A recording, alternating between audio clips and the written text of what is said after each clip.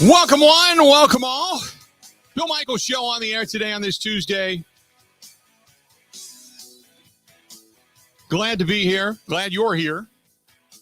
Thanks for paying attention to us. As today, different spring in the step. And I don't know how to explain it, but yesterday I thought, and for those that follow the program, I thought that we were coming into the final hours of my buddy Elmo, who's been sick for the last couple of days, and Elmo's cancer has returned and such. And so yesterday was just a tough day because he was really lethargic. He was really down. And I thought, okay, this is it. And I get up this morning, and after a little bit of medication, he's back to being Elmo. Hopefully he's out of the woods and I don't have to worry about decisions now. But today is just a better day. It's the amazing power of prayer, I guess. But wake up today and Elmo's doing a little bit better. So, and for those that did know, some friends and such that got in touch with me, thank you. I appreciate it. But he's back to climbing stairs, back to hanging out, and that was fantastic. In the meantime, a lot of good news. First of all, the Green Bay Packers get good. Oh, by the way, David Bakhtiari's back. Wait, what? Yeah, Bakhtiari's going to practice this week after the prolonged absence at practice since December 17th. David Bakhtiari is going to be back at practice tomorrow. At least that's what the reports state. In addition to that, how about them Badgers? Badgers get a huge win last night. Ben, did you stay up and watch that game? Oh, yeah. What a game. First of all, it is like playing in a closet. They need some better lighting down there. Just saying. It's a dark, dingy place to play. But, man, what a game last night. Oh, my goodness. Exciting to watch the end as the Badger. The one thing I like, and I've said this before about this Badger basketball team, fundamentally sound. You may not have, and I'm not degrading anybody, but you may not have as a team the best talent in the world. But if you play together as a team and you're fundamentally sound, you play fast hands basketball, you cut off passing lanes, you move the basketball, you work for an open look, and you take it when you have it, it's amazing what can happen last night. And last night was the epitome of that. Big night last night for the Wisconsin basketball program. 74-69. They knock off the number 3 team in the country last night. And just what a fantastic evening. Davison with 15, but Davis was 37, dropping it from everywhere. And the biggest thing was, it wasn't like he was, hitting threes all over the place. It was all from the field. He was 13 of 24 from the field goal, or from field goals. It just had a good night. It was just popping it up from anywhere. Dribble drives, getting to the glass, shooting from the outside, getting to the free throw line. 9 of 12 from the free throw line last night. Some big ones down the stretch. Just what a big night. Didn't get a lot of bench scoring. That's the only thing. You got a total of 7 points off the bench last night. But man, what an evening! What an evening last night for the Wisconsin Badgers. So good stuff. 877-867-1670, 877-867-1670. Eddie comes in, drops 24. You knew. I mean, obviously, that's a mountain of a man. But nevertheless, I mean, and Zach Edey. The one thing I can say about Zach Edey, I have not seen that clean a hook shot. Did he not remind you last night of Kareem Abdul-Jabbar? Well, Kareem didn't travel every time he touched the ball. Well, this is true. Okay, a little bitterness coming out. But did he not? Yes. Did he not remind you? It's very graceful sky hook, and has worked it to a T. I mean, sitting at 7 feet 4 inches tall, nobody's blocking that shot. I mean, that's the reason Kareem came up with it, was because it was an unblockable shot. What a touch for a guy that big, and only a sophomore. If I'm not, he's a sophomore, right?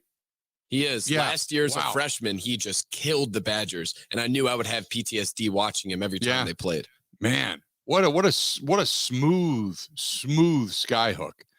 But came in last night, dropped it on them. But they, you know what? They wish. And here's the thing: it didn't matter if you packed 2 down on them, 1-on-1, had the whole team around him, like dragging him down, like Gulliver's Travel and Lilliputians trying to drag him to the ground. Didn't matter. He was still able to score. It's just, they did enough. They had fast enough hands. They created enough turnovers and enough opportunities. Just a solid win last night. And like I said, not a lot of contribution when it came to scoring off the bench, but defensively, man, what a team effort. I was excited watching that game last night. That was the first game I got to admit, that's the first game all season long. And I'm not talking just the Badgers. I'm talking in general. That's the first game that really got me into, I got to watch me some more college basketball. Because at this point in time, especially with the Packers doing what they're doing, it's pretty much all football all the time. You get through the college season. You still have the national title game to go. You're in the heat of things right now in the NFL. Final week of the season coming up. A lot of stuff playoff-wise on the line. You're running around the NFL and looking at all these different angles. Who can knock off the Packers? What the Packers getting home field advantage? Who's going to come into Lambeau? You're thinking of all of this stuff. You're thinking about travel arrangements going out to LA for Super Bowl. You're getting into all of this. And you don't really have your mind locked on, say, the NBA or on college hoops just yet. I mean, you're paying attention to it, but you're not locked. Last night, I locked on it. Bucks, unfortunately, they fall and they have the win streak snapped. But last night, I was flipping around and had a good time. And then also last night on the Tube, it was an emotional evening watching Big Ben get the win for the Steelers. Najee Harris is a beast. You see him. I can't even remember the guy's name in the secondary that he flat out ran over late in that ball game. But he just stiffed out and then, get off me, son, threw him to the ground. Najee Harris is such a beast. But Steelers get a win last night. They keep their playoff hopes alive, albeit only an 8% chance of them winning and then getting all the other pieces to fall into place to get them to the postseason. But it was an emotional night as Big Ben took his final lap around Heinz Field and rightfully so, was given a lot of adoration by the fans last night. So what a good night last night. What a cool night. It was just fun. It appears like today, Ben, we should be able to get through the show, hopefully, knock on wood, without interruption, as all the cable issues, all the internet issues, everything last night. I got a notification. I'm laying in bed at about 11:30 last night, somewhere in there, and my phone buzzed. And they don't call you, but you get notifications. I got a notification last night because I had applied for maintenance because I didn't know what was going on with whatever was happening in the neighborhood for the cable and the net and all that. And I've got backups to the backups here in the house in the studio. Just like yesterday, I needed it. We went off the air. I was off for about 4 minutes, kind of plugged some other things back in, and boom, we're right back on the air. So last night, about 11:30, I get a notification, hey, we're doing some maintenance. We want to make sure you're going to be up and running. And they know, where I'm at as a quote business. So they let all the business owners know. And because so many people are working from home now, and especially in the neighborhood, so many people are working from home. People can't go without internet and keep being interrupted all day with Zoom calls and such. So last night about 11:30, I get a notification, hey, we're going to be doing some maintenance in the neighborhood. We're going to do some upgrades, this and that. Well, okay. About 1:30, I hear beep, beep, beep. In my driveway comes Spectrum truck, and right behind my house is the pole, the main post for the disbursement of the internet signal in the neighborhood. Replaced it all last night. I came out, there was a little pile of dirt, some lines, some things were changed. About 6:15-ish this morning, there they are, replacing the post, replacing the pole. Or not the pole, but what was up on the pole. And they said that they've done some management and blah, blah, blah, and it's all fixed. So we should be interruption-free today. I'm loving it. Loving it. 877-867-1670, 877-867-1670. So we can start wherever. The good news is David Bakhtiari should be back in practice. The other piece of good news, Badgers get a win. So not only do the Badgers get a win, but how good is this Badgers team? And now, and I want to ask this because this was something that was floating around on Twitter last night. We started out the season with an expectation. It wasn't going to be a great season. You're going to get in the dance. How are things going to be? What seed are you looking for? Now, it's way too early to get into seedings. Okay. It's way too early to do that. However, it's not too early to think about maybe now that you've seen a little bit of this team, where this team should possibly end up within the Big Ten. Has last night's victory changed your mind at all? Where should this team end up in the Big Ten? And I don't think it's out of the realm of possibility as the Badgers sit at number 23, unless some kind of weird circumstance pops up, that they're going to rise and probably rise pretty dramatically The next one up on the docket is Iowa, coming up a couple of days from now on Thursday night. They're playing back at the Kohl Center. Then they travel to Maryland and Ohio State. And Ohio State ranked number 13 in the country, but Ohio State coming to the Kohl Center. So after all is said and done, where do you think the Badgers end up, or maybe where do you think this team, now that you've seen them, because they did get beat pretty handily by Ohio State, 73-55 over at the Value City Arena, or whatever the hell it's called today. They got beat pretty handily by Ohio State and did not look good in that game. But how far have they come since then? Ben, that team last night on the court, I would say, would have given Ohio State a much, much, much better run for their money had they played that way at Value City Arena. Would you not agree? 100%. Here's the thing. I talked about this on my podcast last night after the game. I think the ceiling for this team is definitely rising. That is a game that any Wisconsin team never wins. They never win at Mackey Arena, let alone against a great Purdue team. So I think we're seeing that this team has the capability, if Davis goes crazy, to beat anybody in the country. However, I still think their floor is remaining the same, because if Davis is off, there aren't other guys that are there. Right. And that's the one area of concern. But like I stated, even though you only got 7 points from your bench last night, at least you got some defensive prowess. You got fast hands. You got a couple of steals. You got a couple of boards. And at a period of time, now the argument was, well, Purdue went through a little bit of a stretch where they weren't hitting their shots consistently. Well, okay, but is that because the defense is so good and they're rushing shots? Some of them were wide open. Some of them weren't. But they weren't hitting their shots consistently. So I would say, we're so quick to say, well, they've gone cold, or they're just not hitting, or what have you. But I would also say sometimes defense predicates that. So as much as you can talk about them maybe not shooting with the, at a certain stretch that are late in or midway through the second half where things weren't great, but I still say it's because of fast hands, fast defense, and they were shuffling guys in and out. And I thought they did a pretty good job. But I agree with you. Now, the Badgers sit at number 4 overall in the Big Ten. Where do you think reasonably now they should be at the end of the season? I think top 5 would be a big win.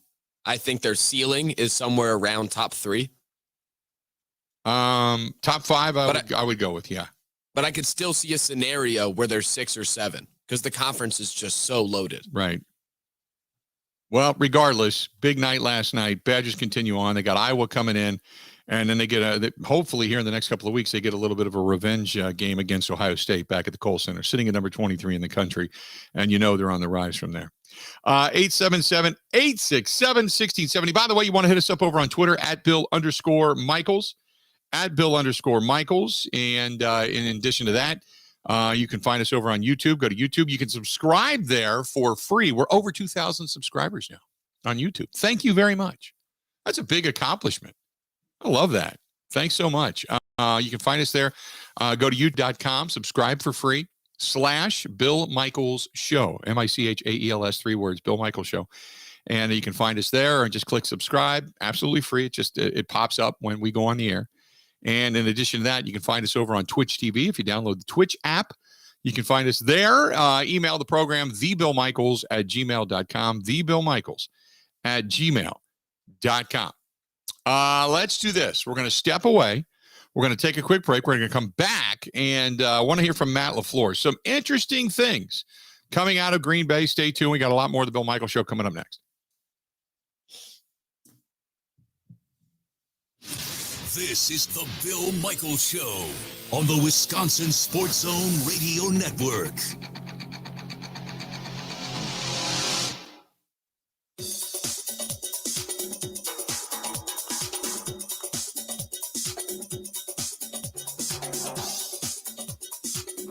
Bill Michaels will be in 3 minutes.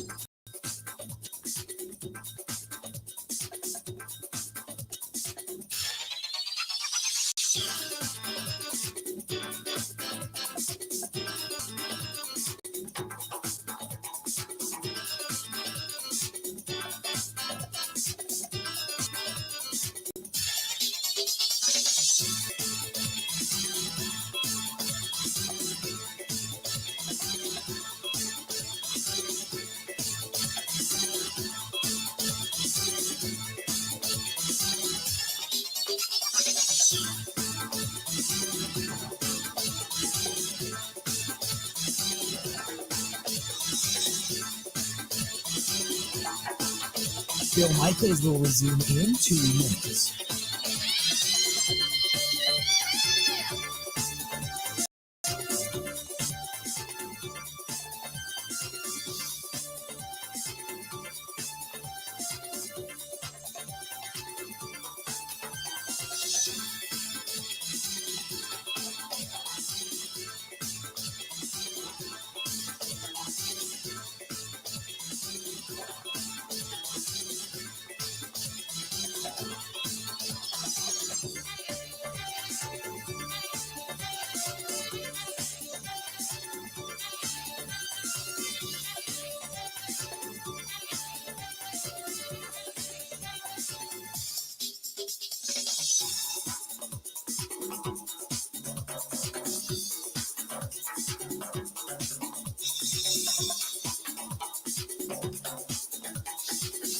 Bill Michaels will resume in 1 minute.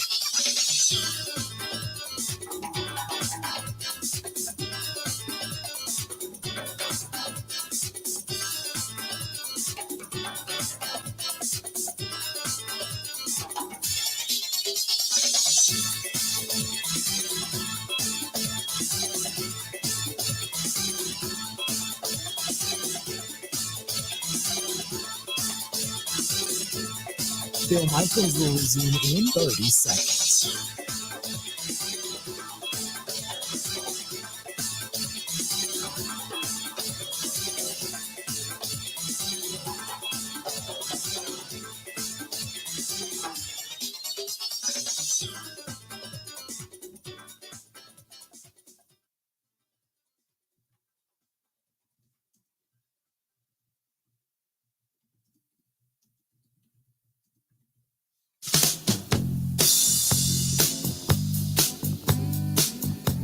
Sure, if you asked 100 different people, they could give you 100 different answers on what we should do. So right now the mindset is going into this is we're going to play our guys and we're going to approach it like every other game. And I just think that the reason behind that is I'm not comfortable having essentially a 3-week layoff for our guys. There you go. Matt LaFleur making a decision. Did you hear that? In case you didn't know, Matt LaFleur basically saying, "Hey, we're gonna play the guys. Not comfortable with these guys being off for 3 weeks." A lot of things we were discussing yesterday on the program being stated by the head coach of the Green Bay Packers. So he says. Be great to see, a lot of guys, be able to come back. But as far as playing these guys, no. Nope. We're gonna make sure we play everybody. Want to see these guys? They're not comfortable with 3 weeks off, and all of a sudden flipping the switch back. So he was also asked if he'll pull them, like he did via preseason.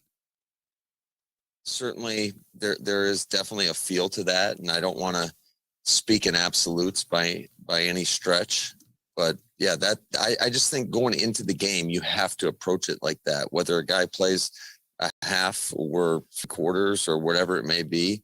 You got to go into it with the mindset that I'm going to play this whole game. So, and he's right. I don't think you take a look at guys and go, okay, I'm only going to play you this many snaps, blah, blah, blah. But this was, okay, let's go through this because he was asked first and foremost because of the offensive line. You've got the question marks about Billy Turner, the possibility of him returning. Josh Myers, obviously David Bakhtiari is going to practice this week. He was asked, hey, look, you've got a veteran like Dennis Kelly there at right tackle since Billy Turner's gone down. Give us your thoughts on Dennis Kelly. Yeah, I think Dennis has done a fine job. I love, first of all, he's got great experience. And I love the effort that he shows on every play. I think he's executed at a pretty high level and seems to be doing a great job on that right side. Then he was asked how the Packers, that defense, because we talked about the run game, Dalvin Cook coming in, the tackling against Nick Chubb wasn't that good. He said, hey, look, this is what we needed to do against Dalvin Cook. I think everybody just playing as one owning their responsibilities, doing their jobs. We didn't have guys flying out of gaps. I thought we tackled really well. And that is something that the previous game we did not do a very good job of. The thought process is that this team, what we saw against the Cleveland Browns was kind of somewhat of an apparition. And what we saw defensively speaking, the couple of weeks prior, because this team was rated and still is rated number one overall via Pro Football Focus when it comes to tackling and the ability to tackle. So are you concerned with the defense and with the tackle? You know, I'm not. I think still they're a very fundamentally sound football team. I think that the ratings bear that out. I don't think you just all of a sudden ascend to the top and then you do it via fluke. You are what you are, and the way you grade out, and the way Pro Football Focus looks at every play and every position and every player and such. And they look at missed tackles, arm tackles, broken tackles, gang tackles, solo tackles. So I still think that they're a good football team fundamentally in that sense. Now, again, you can have a lapse, and all of a sudden in one postseason game, things go awry, and you find yourself on the outside looking in. But I'm not overly concerned. Now, when it comes to David Bakhtiari this week, he's going to be back at practice. Okay?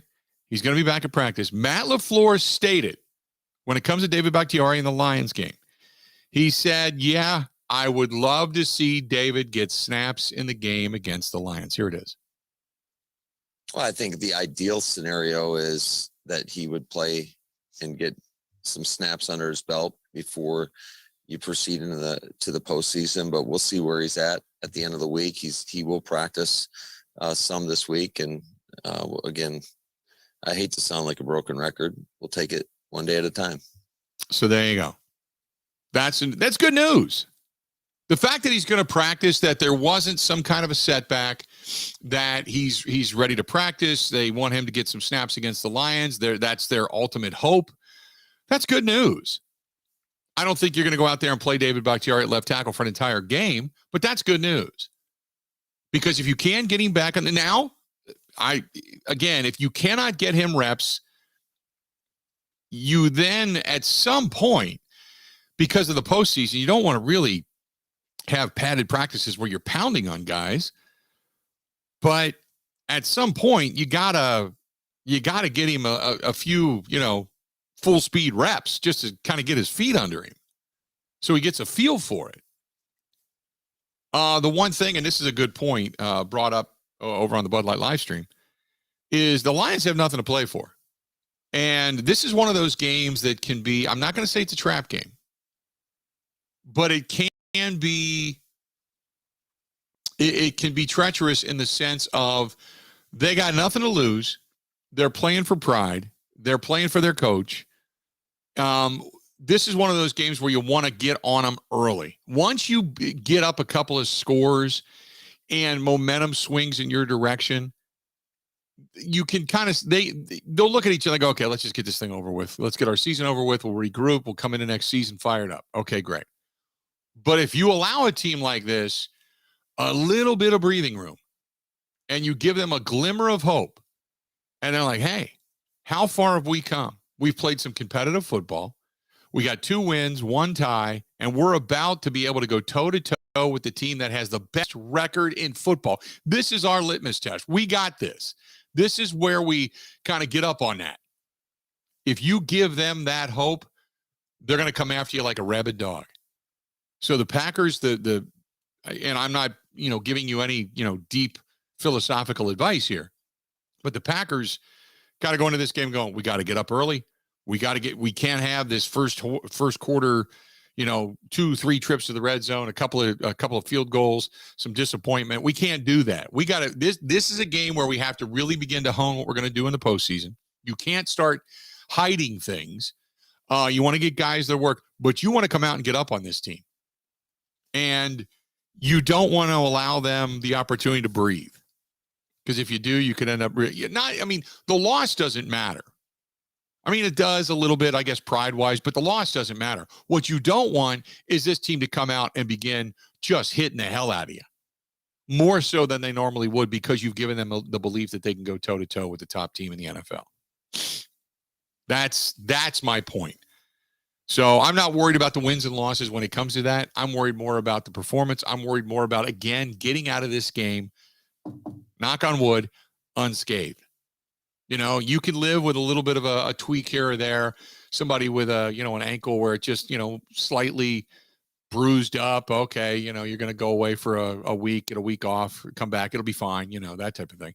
I'm not, what you don't want is suddenly you lose a lineman or two. Suddenly Kenny Clark goes down. Devondre Campbell goes down. I mean, he's been the heart and soul between him and Kenny Clark up the gut of that defense. I still go back to, Dom Capers years ago when he first came into the Green Bay Packers organization, and I had a chance to sit down with him. I said, how do you build a defense? He says, from the inside out. You start in the trenches. Give me a big wide body at nose tackle. Somebody that can put some pressure on a quarterback, cut off cutback lanes, and stuff the run. Number one. Number two, give me a good linebacker. Number three, give me a good safety. And number four, give me a good corner. Up the gut is what you want. Everything else trickles out from there. So that, and I keep thinking, don't get Kenny Clark hurt. Don't get Devondre Campbell hurt. Don't get Adrian Amos hurt. Don't get one of your premier corners hurt. Maybe get a little work for Jair. That would be fantastic in this ball game. But that's kind of what the thought process is. Just come in, play hard. Don't play not to get hurt, but try to get through this game completely clean and get the hell out of there. That's what you're looking for. That's what you're looking for. We'll hear more from Matt LaFleur. Let's do this. We'll step away. We'll take a quick break, but we'll hear more from Matt LaFleur when we come back because I want to get a few more thoughts in on all of this. Also, big night last night for Big Ben and the Pittsburgh Steelers.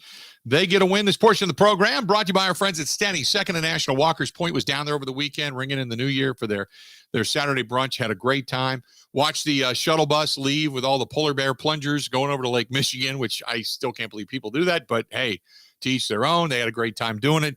Had a lot of fun. Thanks to our friends at Stenny's, Second and National, Walker's Point. We appreciate them being part of the program. Also, our friends over at New Male Medical, treating guys with ED all over the state of Wisconsin. And I talked to Doc Tim yesterday, and I asked him, I said, hey, how's the new year? Happy New Year, you guys.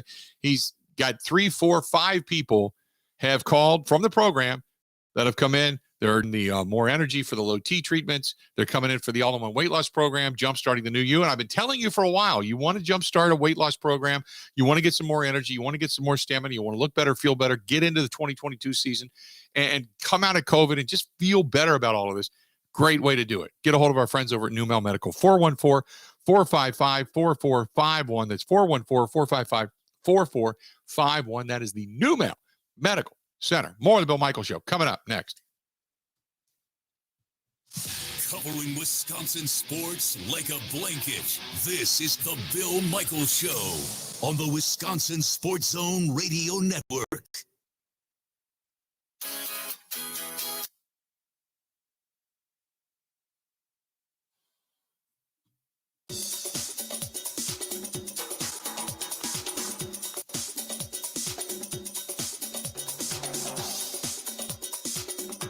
Bill Michaels will resume in 5 minutes.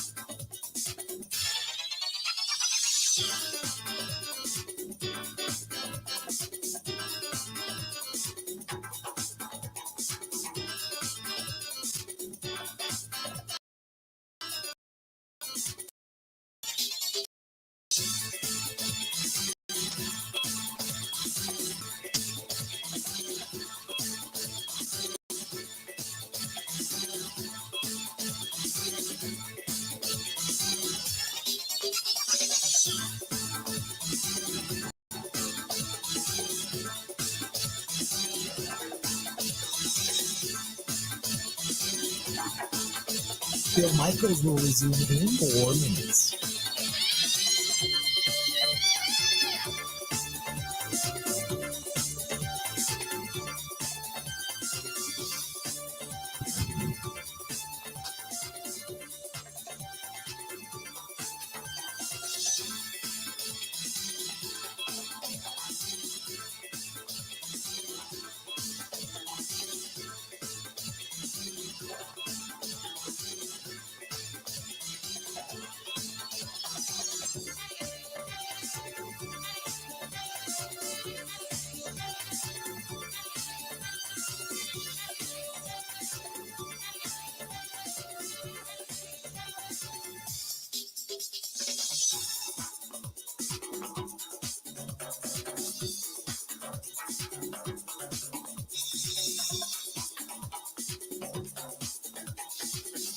Bill Michaels will resume in 3 minutes.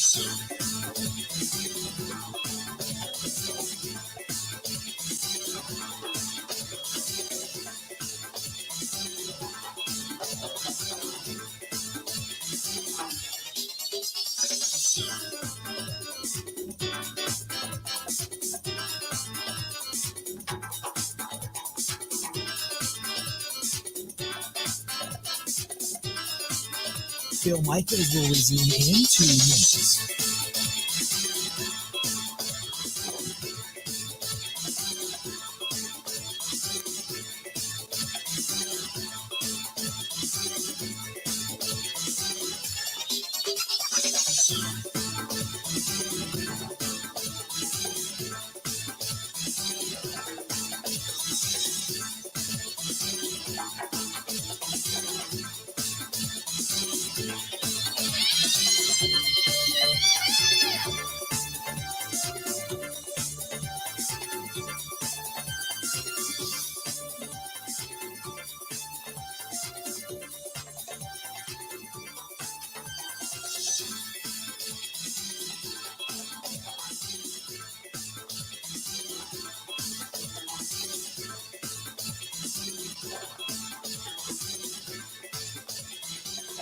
Bill Michaels will resume in 1 minute.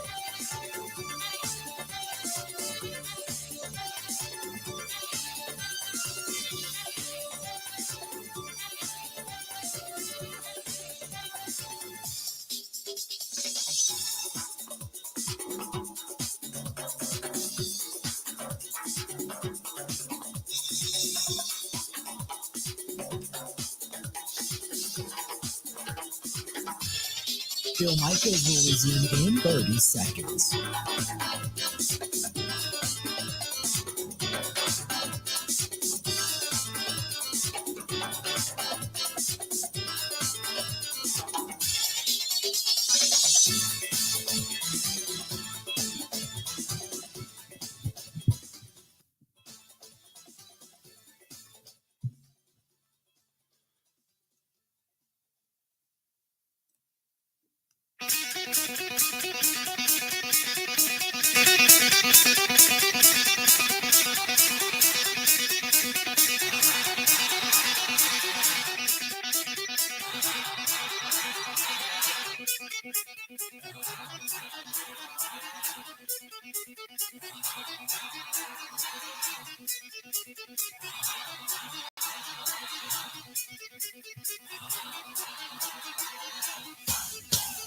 Bill Michaels Show continues.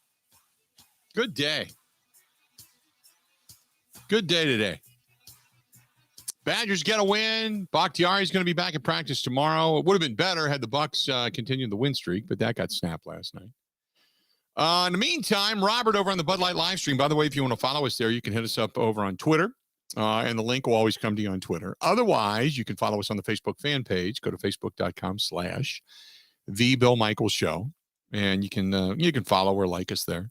And subscribe for free on YouTube. Go to youtube.com/Bill Michaels Show. Robert says, I just can't believe that not playing an opponent on a national stage versus just practicing is going to make that much difference in sitting out of the Lions game. I know that we heard all about this team, and that team was who sat out the last game of the season, and they lost in the playoffs. Well, home field advantage shouldn't lose. Being away every game in 2010, the season of playoffs was win either, on and on. Robert, a little bit on the grammar there. You need to go back and reread sometimes before you hit send. Look, the bottom line is NFL players are creatures of habit. When you talk about practicing versus game, it is a huge difference. because in the regular season, specifically the regular season, there's only a handful of padded practices. That's what you don't realize. When people hear, well, they got practice today, you think they're out there 11 on 11 banging on each other. No, that's not it at all. It's guys now at home. Now this week they're practicing inside the Hudson Center because they're playing in a dome. But usually it's guys in shorts or sweats, their jersey, and a helmet. Most of the time they're unpadded. And even when they are in pads, they don't hit a whole lot. It's a lot of drills. It's tackling drills. It's, guys diving on the ground for the football, covering up fumble drills. It's all those things. And then they'll do an 11 on 11 like in the last 5-10 minutes of a practice. But that they don't do that. What they do is install a game plan and then work on each play. They'll script the first 15 or what have you, and they'll run that to a T, and then they'll go through different scenarios. The quarterbacks will go with the wide receivers. They'll go through passing drills with the defensive backs guarding them. It's not what you think. It's not like going to Pee Wee football. It's not like going to high school football where you're 11 on 11 or you're in drills and you're banging on sleds and that's not what this is. They don't do that in the NFL. So when, say you're like a guy like David Bakhtiari and you come back, having, whomever it happens to be, whether it's Rashawn Gary or anybody else for that matter, coming across from you at half speed and you just kind of getting your feet out and your hands out or, trying not to cross your feet, trying to just get your lateral movement together. That's a far cry from what you're going to face in the postseason when you've got a defensive end crashing down on you. And I don't care who it is, but when you've got a defensive end crashing down on you, or you've got a blitzer coming from the outside, say, you got a Micah Parsons from the outside, say from Dallas, or you got a Basham or a Gallimore, or one of those guys that have been moved to the outside, and they're coming to take your head off. There's a big, big, big difference between Rashawn Gary just giving you a little hand action and trying to juke you a little bit to a guy that's coming to just absolutely destroy you. So there is a big difference. And it's not easy to just all of a sudden go, boop, I'm back. I'm ready to go. You got to get some of that work in. 877-867-1670. Hit us up. Give it to us. Some more from Matt LaFleur. He was talking about Preston Smith. And Preston Smith, now Mike Clemens and I talked about this yesterday, and I thought this was interesting because this was something Matt LaFleur actually answered. So Mike and I were talking yesterday about Preston Smith and the season that he's having this year as opposed to last year under Mike Pettin. And Matt LaFleur discussed that, and he talked about how Preston Smith has improved this year productivity-wise statistically from what we witnessed last year. Yeah, I think Preston came in and he was in really good shape, and he just is playing with great effort out there on the field, and it's really paid dividends for our defense, and I think that's why you see the production. It's not rocket science when you see a guy going out there doing his job and working extremely hard, and you have a talented player. They're typically going to produce. I think our guys have done a nice job of putting him in some good positions, but ultimately he's gone out there and he's won his battles. Now, Jair Alexander, who I had mentioned previously, he's been practicing the most. He appears to be the most ready to come back. At least you would assume he'll be back in this ballgame. So the question was about Jair and about that shoulder and about tackling and such. And because we're all, kind of holding our breath because we know he's had a severe shoulder injury. It's kept him out of almost the entire season. So Matt LaFleur was asked, how will they know when Jair and that shoulder, when it's legit, where he can, because Jair, the one thing about Jair, not only is he a really good coverage guy, he's a tackler. I've always liked his aggressiveness. I mean, that's how he got hurt. He doesn't mind throwing that shoulder in there. So how will they know when, he's ready to go? He was getting a lot of the work on our scout team, and he was, taking reps as a receiver, and he was doing a great job. But as far as where he is physically, I think he's getting close. I think that's kind of the final test, and it's not like we're tackling in practice. So that is a test that is tough to administer in a lot of ways in terms of we just want him to be able to feel the pads and have him be confident before we put him out there in a position where he might have to tackle somebody. Now, Jair, David Moore, these guys finally get ready to go. David Moore comes in, has a solid game as a punt returner, and suddenly he finds himself on the COVID list. Jair gets activated. He comes back, and he's on the COVID list. So will Jair be able to practice this week in preparation for the Lions? Do they expect him to come off of the COVID list? Again, in a perfect world, you'd like him to get those practice reps. I think that's going to be, quite frankly, the discussion that we're going to have as the week progresses. Do we feel confident? Does he feel confident? And if everybody feels confident that he can go out there and perform at the level that we're all accustomed to seeing him at, then he'll play. And if the answer is no, then he won't play. But a lot of it's going to come down to his health, how he's feeling. I have not talked to him yet today. So that is something that I plan on doing here very shortly, because I want to check in with him and make sure he's doing okay. Now, here's the next question. And this is a point a point that was brought up over on Twitter. And I wanted to get into this because I said, look, I understand the top priority for the Packers. You want to come out of this game healthy. Okay. Getting ready for the postseason. You want to come out of this game healthy. The Lions, as I described, they're a team that's trying to kind of put something together momentum-wise going into the offseason, going into next season. Dan Campbell, obviously, that team plays for him. They play hard for him. In the past, there has been a little bit of, we'll call it dirty shenanigans on behalf of the Detroit Lions. We understand that. There's been a few guys that have taken some shots and not been necessarily the most gracious or sportsmanlike about it. So you have to understand and have to look for that too. Now, the question is, do you play? Because Aaron Rodgers, Davante Adams, they all want to play. Do you play them, or do you just err on the side of caution? And if you play them, for how long? But as one person over on Twitter, in_Magoo says, hey, fans paid their fees. They paid for the tickets. They're there to see Aaron Rodgers and Davante Adams and the stars. And, you got to play them for at least a half, right? I want to address that when I come back, because this is what we deal with at the end of the season in the NBA with load management and such more often than not. And this is something that, again, it's come up. Lions fans say, hey, we bought the tickets. We want to see Rodgers. We want to see Adams. We want to see some of the premier stars that are on that football team. This is the number one football team in the NFL coming into our house. We want to see this. So I want to, when we come back, I'll address it, because I think it's a very fair question and I understand the passion, but I also want to explain the responsibility. Stay tuned. More of the Bill Michaels Show coming up next.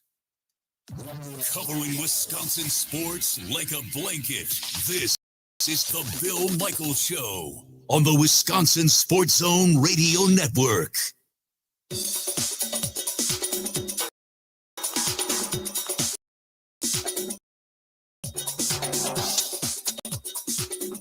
Bill Michaels will resume in 3 minutes.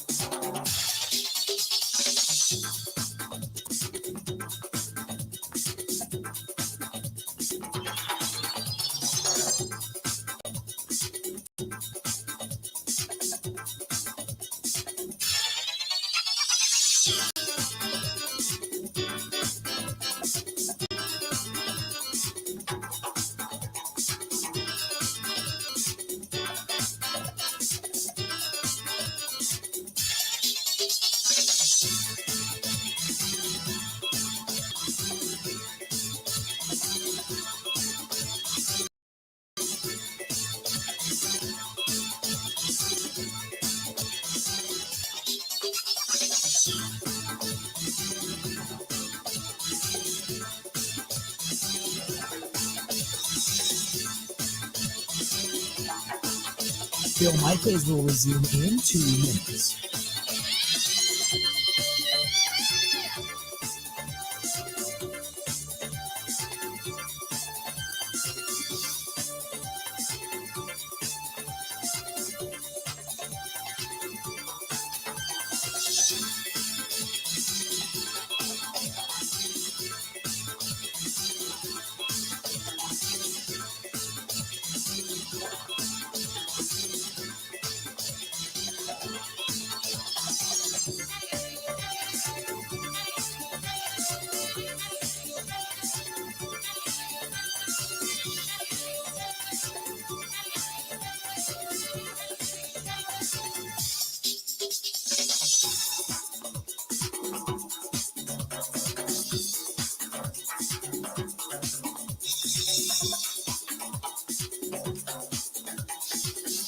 Bill Michaels will resume in 1 minute.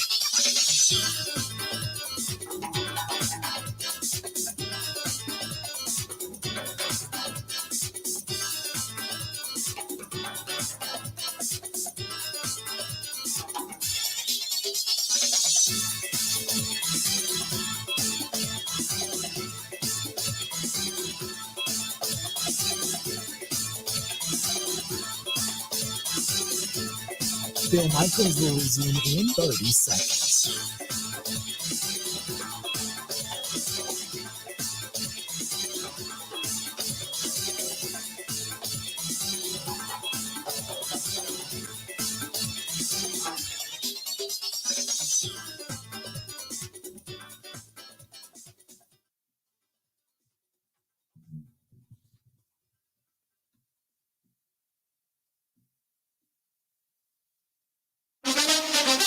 Now, in Green Bay, here's Mike Clemens. The Packers have today off. They'll practice tomorrow to prepare for their 17th regular season game against the Detroit Lions at Ford Field Sunday. 3 more Packer players testing positive for COVID-19. Safety Darnell Savage, returner David Moore, who just joined the team last Thursday, and veteran Dennis Kelly, who's been filling in at right tackle the past 3 games since Billy Turner went down with that knee injury against the Bears. Packers head coach Matt LaFleur. Yeah, I think Dennis has done a fine job. First of all, he's got great experience, and I love the effort that he shows on every play. I think he's executed at a pretty high level and seems to be doing a great job on that right side. The Packers were able to hold the Vikings running back Dalvin Cook to just 13 yards on 9 carries after giving up 200 yards rushing to Nick Chubb and the Cleveland Browns. Packers outside linebacker Preston Smith. We know what type of player Dalvin Cook is. We know how he can hurt teams. We know last year, if he could kick field goals, he could have beat us himself. We know we had to stop him. We know we had to make them one-dimensional and get them out of the run game and get them to passing. Minnesota head coach Mike Zimmer on why the Vikings running game stalled Sunday night. I don't think we stuck with it enough, to be honest with you. Got away from it. I talked to him about, hey, we got to give Dalvin the ball. First play of the possession, we get a sack. 2nd and 16. That's Mike Zimmer. In Green Bay, I'm Mike Clemens on the Bill Michaels Show. You got to hit it, bang it, rock it, put it in the pocket. Hit it, bang it, rock it, put it in the pocket. How are we looking? Welcome back. Bill Michaels Show. We continue on. What is the most embarrassing or weird email that you get? Just throwing it out there. I get all kinds of weird ones. That if anybody ever looked in your email, you went, what the hell is that? It's all spam. You know that. But Ben, is there anything that you get that comes to like I've got a Yahoo account, I've got the Gmail account, I've got the work account. So I've got 3 or 4 different accounts. My Yahoo gets filled up with all kinds of crap. All kinds of stuff. And I don't know if it's people that sell off, your email address. I get and now sometimes it's from online shopping, and I get that. But I got one today that is I'm not even going to say what it is, but I'd never sign up for this site. You get a lot of those? Is it from that same site that sent Mike Clemens an email over Christmas about the most trending searches? That might be. It's in that realm, yes. It's in that. I got one today, and I'm like, what the hell? And I don't really get any. But the first thing I thought of, I was driving to the airport when you were telling Ebo that story. That's the first thing I thought of. It's very much, you are correct. It's very much in that realm. I'm sitting here during the break. I'm going through some emails. I'm looking around like, wait, what? And I didn't open it. Immediately deleted and then cleaned out my trash folder. But I'm like, what the hell? You're not at all interested? You're not going to find it that says pole assassin in the text? No, this is one step further than the pole assassin. I'll tell you that right now. This is one step further than that. Maybe 2 steps. I'm like, and you can kind of look and say, okay, like I do some home repair stuff and I search a lot.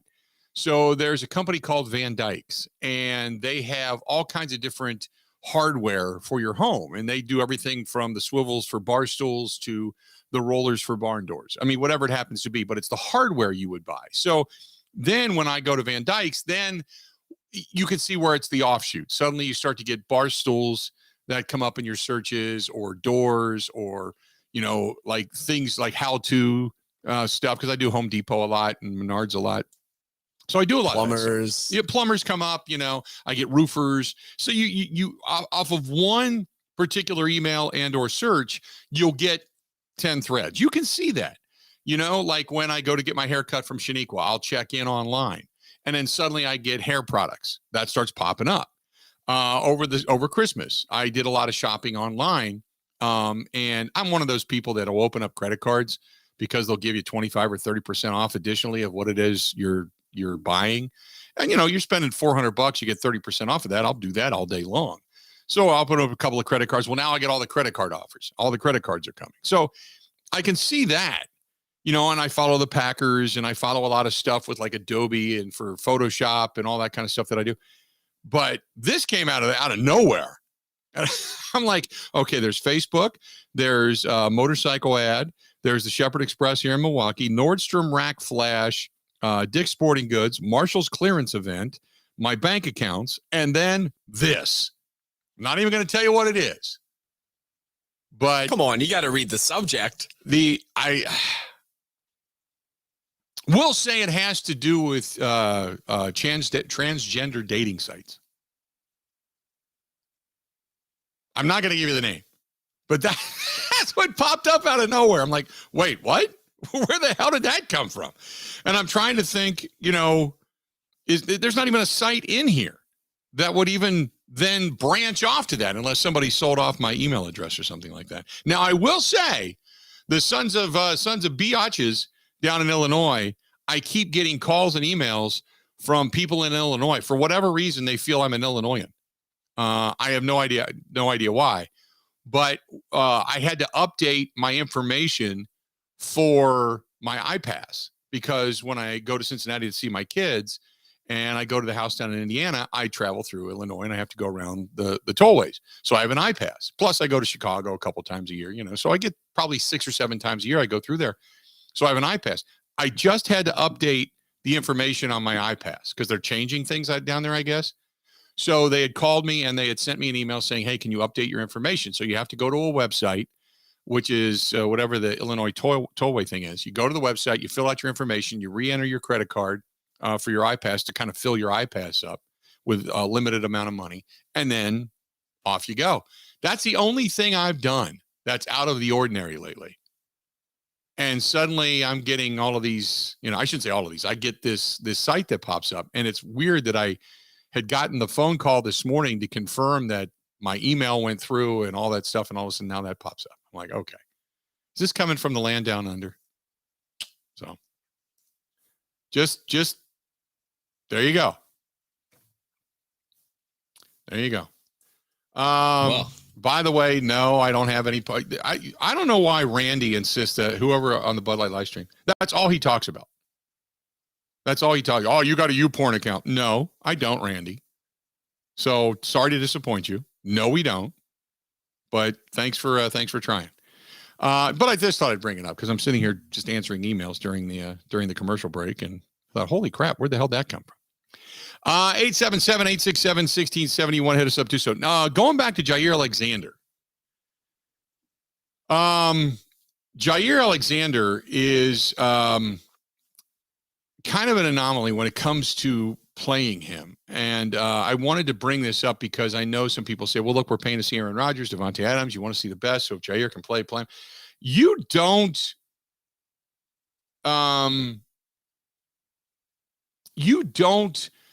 get, when you buy your ticket, you're not buying your ticket. If you're buying it to see Aaron Rodgers, that's great. But you're not paying for that. What you're paying for is the Green Bay Packers to take on the Detroit Lions. You're paying for a game, and you're seeing a game.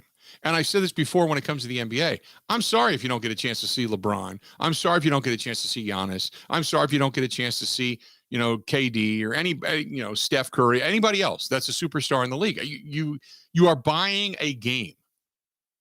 And so when teams will go through, because Popovich used to deal with this all the time, and the league would come down on him saying, quit sitting your stars. He's like, look, my responsibility is not to the fans in the stands. My responsibility is to keep this team healthy, to get them to the postseason, and to be as strong as we possibly can to win a championship. That's it. If you're paying me to put guys out there so you can see their faces, pay somebody else. And Popovich was strong with that. Now, I'm not always in agreement with Popovich, but as a fan of the Packers, if Matt LaFleur says we're going to err on the side of caution, we're not going to play Jair because he's not physically ready, or we're not going to play David Bakhtiari, I would love to see them back.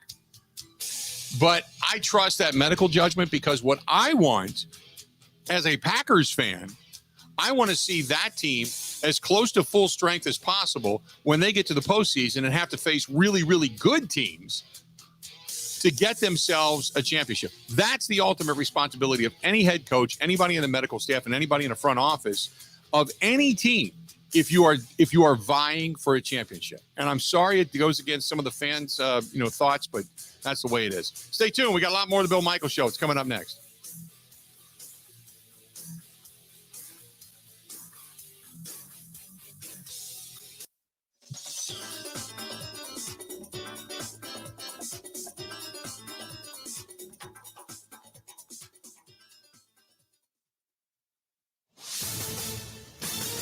This is a Wisconsin Sports Zone update. An upset in Big Ten basketball as number 23 Wisconsin went down to West Lafayette and beat the third-ranked Purdue Boilermakers 74-69. It would be the Badgers' Johnny Davis putting on a show. He dropped a career-high 37 points, had 14 rebounds, dished out 3 assists while coming up with a pair of blocks. Wisconsin, who sits 11-2 on the season, 2-1 in Big Ten play, now return to the Kohl Center to face Iowa on Thursday. To the NFL, despite the Green Bay Packers having the number 1 seed in the NFC locked up, home field advantage, and a first-round bye in the playoffs, head coach Matt LaFleur wants to play his starters against the Lions for the final game of the regular season. Right now, the mindset is going into this is we're going to play our guys and we're going to approach it like every other game. And I just think that the reason behind that is I'm not comfortable having essentially a 3-week layoff for our guys. And I know you can look at it a million different ways, and there's never a right answer unless it works out. Kickoff on Sunday from Ford Field is at noon. Rural Mutual Insurance, keeping Wisconsin strong. As a proud sponsor of the WIAA, they care about your community like you do. They believe the communities that support their athletes are the true champions. Visit ruralmutual.com/WIAA to learn how they support high school athletics. Rural Mutual Insurance, keeping Wisconsin strong. Wisconsin football will be losing one of their best players on defense as junior linebacker Leo Chanel announced yesterday he would be foregoing his final year of eligibility and entering the 20 NFL. And finally, Bucks get their 6-game winning streak snapped as they fell Detroit Pistons 115-106. For the Wisconsin Sports Zone Network, I'm Ebo.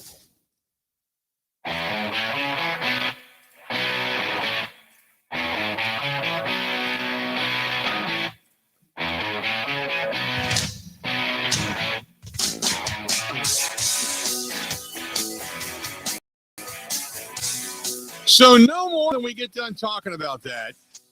Welcome, by the way, to the next hour of the program. Bill Michaels Show continues on. So, Ben, no more. I can't even show it to you quick enough over on the Bud Light live stream. But we're sitting here talking about weird emails and having to do the iPass thing.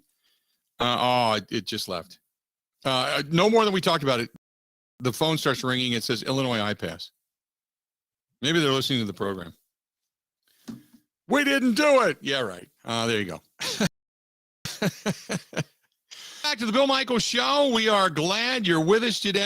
Thanks, as always. We appreciate you hanging out. Some good news that David Bakhtiari is going to be practicing tomorrow. That's good news. The second piece of good news, obviously, if you watched it last night, the Wisconsin Badgers, big win by the Wisconsin Badgers last evening. Nice job by the Badgers as they knocked off the Purdue Boilermakers. So that's huge. Also, cool night last night. I don't know if anybody watched it, but Ben Roethlisberger introduced, and just a neat evening at Heinz Field as Roethlisberger came out of the tunnel. A lot of a lot of adulation. So really, really cool that he goes, kind of goes out that way. They get a win. Now Baker Mayfield, by the way, there's a lot of talk that he's not even going to play this upcoming weekend because of the shoulder. He's just been completely banged up. So I understand why Baker Mayfield would not want to, partake in the last game of the season. You want a leader, you want to be out there with your guys, but this guy's been in need of surgery for quite some time now. So they're talking about the possibility of him not playing this weekend and go ahead and getting the surgery and getting his off-season rehab underway. So understand that there's an 8% chance of the Steelers still getting into the postseason. An 8% chance, as Pittsburgh would have to have some things fall into place for them to actually make it. Now, they got to win, obviously. Cincinnati has clinched the AFC North Division title. Kansas City has clinched the West Division title. The Tennessee Titans, the South Division title. The Buffalo Bills are in the postseason, tied with New England right now. The Ravens, they take on Pittsburgh. Baltimore can clinch a playoff berth with a win and then a Chargers loss plus a Colts loss plus a Miami loss. Makes sense. The Bills clinch the AFC East divisional title with a win or a New England loss, and New England ties. This makes sense. Okay. So the Steelers, getting back to them, Pittsburgh, this is a long, convoluted situation, but this is the way they clinch a playoff berth. They get a win against Baltimore. Okay, that's first and foremost. Then Indianapolis has to lose, plus the Las Vegas the Vegas Raiders and the LA Chargers game does not end in a tie. So in other words, you get a win and Indianapolis loses, and you would assume, the longest of long shots is that that game is not going to end in a tie, and then therefore you will be in. So you're kind of hoping that, things work out in that direction. If indeed you are a Steelers fan, and the Steelers don't have an easy road to go anyway, they got to take on the Baltimore Ravens. But the Colts, I don't think the Colts are losing. Remember, the Colts are on the road. They're taking on the Jacksonville Jaguars. I cannot imagine Jacksonville putting up any kind of a fight. You talk about a team that just wants to get to the beach. I think it's the Jacksonville Jaguars. So Steelers, now those two games are going to be going on simultaneously. The Steelers made a little scoreboard watching, but I would assume that Pittsburgh is not going to get to the postseason. Yeah, I never say never, but you would assume that they are not going to. So the Ravens, we talked about that. They clinch a playoff berth if they get a win. Plus the Chargers take a loss, plus Miami takes a loss. So very, very, very long outside possibility. That's all going through some of the AFC scenarios. Kansas City clinches the AFC number 1 seed and only a first round bye and home field advantage. If they get a win plus a Tennessee loss, or they tie, Tennessee loses. Because Tennessee, for those that didn't know, Tennessee dog right now in the AFC. In case you haven't been paying attention, Tennessee very quietly. Tennessee just, once Derrick Henry went down, I, like many, or myself and many, whatever you want to say, kind of thought Tennessee would fall by the wayside. And kudos to them, man. Kudos to them. They have just stood steadfast. Kansas City and Tennessee both sitting at 11-5 on the season, and kudos to them. Now they got a tougher task, not a monumental task, but they have a tougher task. They are on the road taking on the Texans. Now the Texans, much like the Jaguars, they probably just want to get to the beach, but the Texans at least have 4 wins to their name as opposed to 2. But the Titans should go into Houston and roll. Both of those games, the Tennessee Titans and the Houston or the Indiana, both of those games on the road. On the road. So that's in the AFC. The NFC, Packers Packers, we all know, have clinched. Cowboys have clinched the East Division title. Bay clinched. Arizona, the Rams, Philadelphia, all in. All in. Arizona wins the NFC West with a win, and then a Rams loss. The road taken on San Francisco, by the way. The Rams clinch the NFC West division title with a win.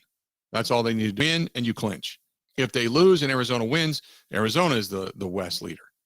New Orleans clinches a playoff spot with a win and a San Francisco loss. And the Saints are on the road taking on the Falcons, who have had a relatively successful season, 7-9, bounced back from a horrific start, and actually has given themselves a little bit of respectability down the stretch here. So kudos to them. San Francisco clinches a playoff berth if they win or New Orleans loses. That's it. That's really it for the NFC. There's not much more to go there. It's just more jockeying for position at this point. That's it. Philadelphia's in, Rams are in, Cardinals are in. It's pretty much, all pretty much settled from there. So there you go. 877-867-1670, 877-867-1670. If you want to give us a shout, feel free to go ahead and shout. Again, 877-867-1670. Mark writes, I agree with you. Fans should just be concerned about who is playing on the field and the teams, not necessarily seeing Aaron Rodgers, Davante Adams, or any other star for that matter. I just want to see my team healthy and relative going into the playoffs. Correct. I would agree with that. Gary says all the final week games need to be played at the same time. I would love to see that, but obviously there's West Coast games, and I don't think you're going to do that. The West Coast teams then become somewhat of a out of disadvantage, I guess, because you have to get. And if you're a team, let's say your team traveling from the East Coast to the West Coast to go play in one of these games, not that you would play out of division normally, because the Seahawks are playing the Cardinals, and you're basically West Coast or at least Pacific time team, Mountains time team is playing West Coast team. So you're not completely out of your element, but I wish you could, but because of the fans and the almighty dollar, they don't. But to me, this is just me, and because of the television revenue, let's be honest, because you want to put some of the bigger games on some of the evening or late afternoon nationwide television standards, you're not going to play them all at the same time.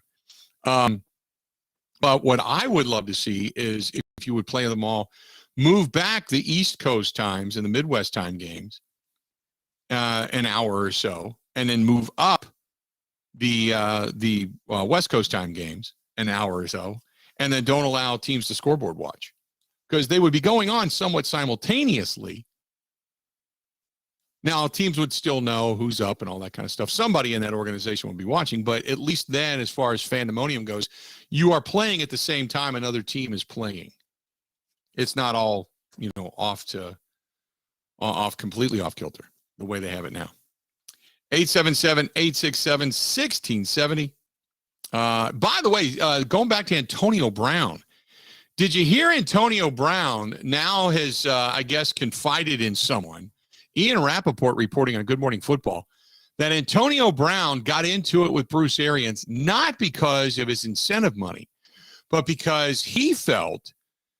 Now, remember, this is a guy that was coming back from being suspended, and he was nursing a little bit of an ankle injury, but didn't practice on Wednesday or Thursday, went through the walkthrough on Friday.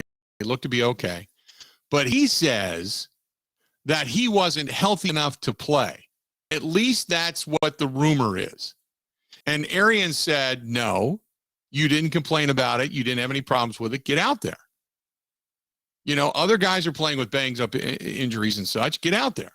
And he refused to. So Arians said, if you're not going to play, get the hell out of here. We don't need you because you're quitting on your team. And that's what set all of this off. Because I was kind of wondering, I can see if it was, hey, you're not using, and, I'm not getting all my catches in this game and next week's games to get to my incentives. Okay, that's kind of the selfish aspect of Antonio Brown. You get it because he's had a track record, a history of just being set off by weird things. So if he felt he was being dissed monetarily, okay. I can see him going off like that, but I'm thinking, man, so that because the guy was only like 55 yards from a 300,000 bonus. All he had to do was go out and have one catch and break it open, and he could have gotten that money. So I'm thinking, oh, well, why wouldn't you want to go in if you're complaining about your incentive? This makes more sense. Now, the argument is he was okay on Friday, and there's not a lot that are believing that he was too banged up. But that's what set him off, apparently, at least according to Ian Rappaport. So far, we have not heard any comment regarding all of that from inside the Buccaneers organization or from Bruce Arians. Bruce Arians just basically reiterated yesterday, hey, we got a lot of care, concern, and compassion for the guy, but I'm not he's no longer a Buck. He's not coming back. They haven't officially cut him loose, and maybe they have in the last 12 hours, but I know they're working out the monetary aspect of cutting him because some of that veterans money is going to come due. The minute you cut him, it's due. So I know they're going to have to work all of that out. But if that's the case, I'm not saying he's right, but if he felt that he was too banged up and there were some problems there and probably shouldn't be playing on a bad ankle, I don't come down as hard, but I still look at him as he quit on his team. He quit on his team. He walked when he's got a teammate going, yo, dude, don't do this. And you are there kind of screaming at your teammate going, get away from me. You know, you're quitting on your team. When other teammates are saying, hey, don't do this. We don't believe in what's going on here. Don't do this. And he basically shoves you to the side and then walks off the way he did, double birding the world in essence. He's never, I would assume he's never going to play in the NFL again. I can't imagine anybody touching him because now he's not only quit on his team, but he quit on himself and he said to hell with it. So money, incentives, all of that stuff, nothing's going to make him play. And who knows at what point when the meltdown would begin, who's to say that he wouldn't do the same thing to you and your team? So anyway, 877-867-1670. But there's an update that was rather interesting when it came to the outburst, if you will, of Antonio Brown. Stay tuned. We got more of the Bill Michaels Show. It's coming up next. Ready? This is the Bill Michaels Show on the Wisconsin Sports Zone Radio Network.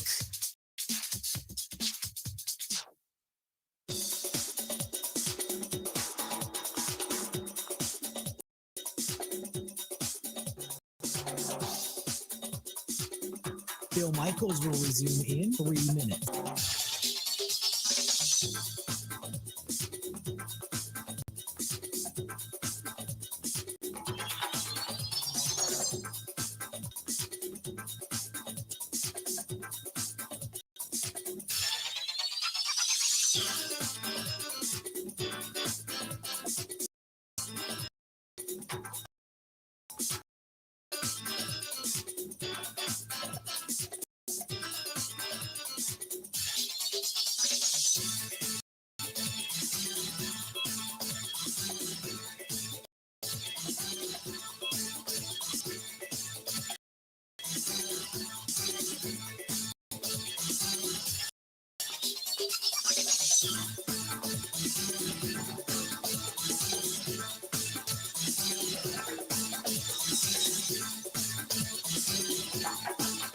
Bill Michaels will resume in 2 minutes.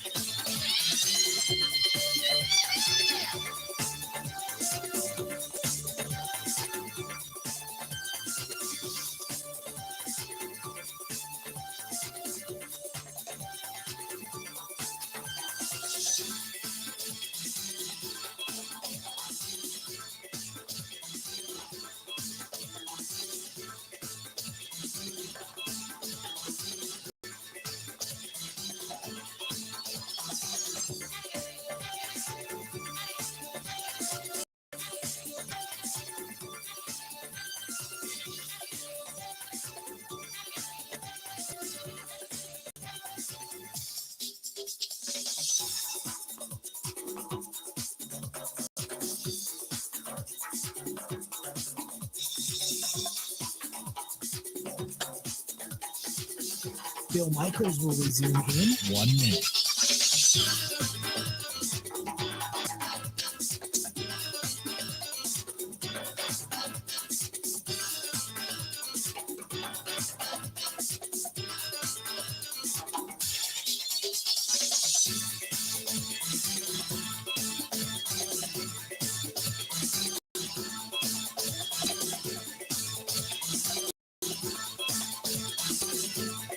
Bill Michaels will resume in 30 seconds.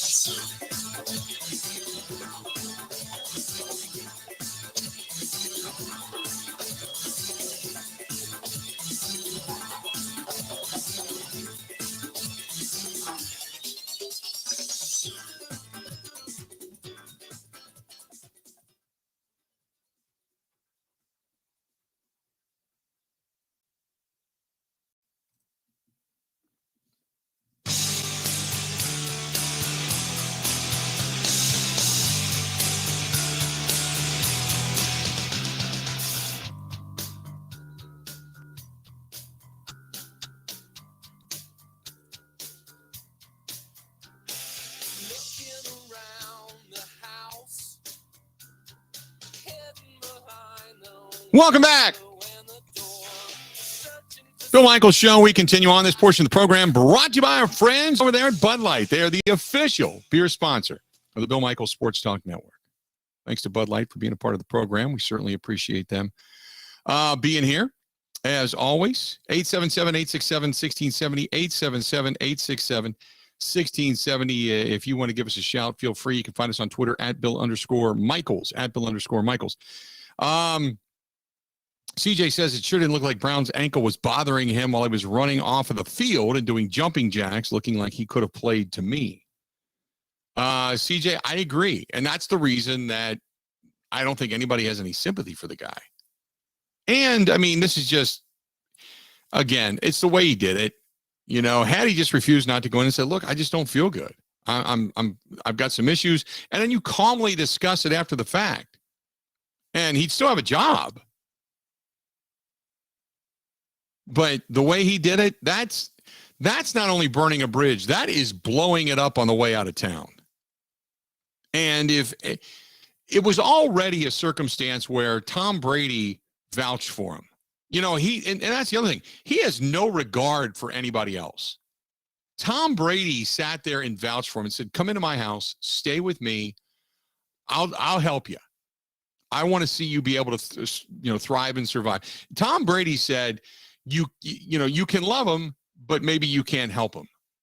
And I think it's a very powerful statement for anybody that's ever had anyone in their life that's had, whether it's an addiction, a mental illness, just certain, personality issues, whatever it happens to be. Sometimes you can care as much as you want to care about a person, and it doesn't matter. Because until something happens to that person and they hit rock bottom or what have you, there's just, unfortunately, times there's no recognition. And that's where Antonio Brown is. He doesn't give a damn about anybody but Antonio Brown. Nothing. 877-867-1670. And the Cowboy says, what do you think about the Nets bringing Kyrie Irving back and playing him on road games? Well, first of all, I don't...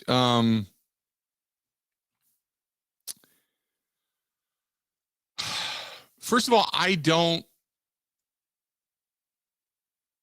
Kyrie stood up for something that he felt he was speaking on behalf of. I don't want to knock Kyrie Irving because Kyrie Irving he's very similar in a sense to the look at me first. But in this particular sense, there's something he believed in. I'm not going to knock him for that.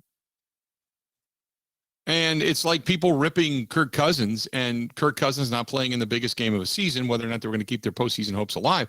Same thing. Kirk Cousins stood strongly. Aaron Rodgers stood strongly and said, I don't believe in this. Okay. I would never, ever tell anybody you have to do this. You when it comes to your own body is your own body. If you believe that something could possibly harm you down the road, could harm your future, could harm your career, could harm your thought, could harm your mind, your heart, your whatever, more power to you. There's nothing I can do, and there's no law I'm going to implement that says you have to do this on my behalf. I can't force my will on you, okay? Nor should you. But there are ramifications for that. It's like this whole thing, this argument with free speech. You know, oh my God, somebody shut off of Twitter or Facebook. Look, that's not free speech. That's an entity that you're using to speak, but that doesn't prohibit you from speaking. What free speech does is say that the government and the local authorities are not going to arrest you for what it is you say. That's freedom of speech. Beyond that, everybody has ramifications. Same thing in the football world or the basketball world. If you don't want to take a shot, don't take a shot. The ramifications are this. You're not going to jail. There's other lines of work you can go do. But when it comes to this and our rules and regulations, this is the way it is. And so there's ramifications. But if you don't want to go take a shot, don't take a shot. If you want to, that's fine. Don't impose your will on anybody else. But it's to each his own, but there are ramifications that come along with that. Does that make sense? Oh, by the way, and you're right, Calvin says, AB, Antonio Brown was at the Nets game last night, if I'm not mistaken, which I thought was funny after the outburst and, sitting in public. If that was me, I would have been embarrassed. Well, that's just it. He don't care. There's nothing in him innately that cares. He doesn't give a damn about anybody else's opinion. He doesn't. I mean, I guess, put it this way. If he did, he wouldn't have done what he did at the time. Remember, the teams were on the field. It wasn't like he did it during a commercial break or he did it at halftime, just before half or something when the teams are going to the locker room. He did this while play was going on. His team had the ball, and his offense watched him like, what the hell's he doing? And watched him run out of the end zone. He ran across the field of play, waving to the fans, throwing his shirt and his gloves into the crowd, and did it during play. I mean, and did it while the guy that begged him to come and play for them, the guy that stood up and said, I got this, I'll take care of him, watched him run off the field, could have used him. That's the ultimate, I don't give a damn about you. I have no appreciation for what it is you did for me. Nothing. Like I said, if he didn't want to go in, he could have said, I'm not going in, I'm not feeling good. My ankles bother me, I've got issues, whatever. Okay, he could have done that, but he didn't. He chose to make the world aware that I don't give a damn about anybody. I don't care about this game. I don't care about money. Up yours, I'm out. That's why, in my belief, he'll never play in the NFL again. And any team that takes a flyer on him, part of me would say, I hope they go down in flames. I hope that team just, completely burns to the ground. They don't win a game all season long. And then you got to deal with it because you know what you're getting into. 877-867-1670. If you want to hit us up, feel free. Hopefully that makes sense. So a caller called in and wanted to know about the next Bears head coach, Ben? A caller called in and wanted to know about who I thought the next Bears head coach would be. What's a better job? Out of all the head coaching jobs that could be out there, what's going to be the best job available? Jacksonville's looking for one. Denver may be looking for one.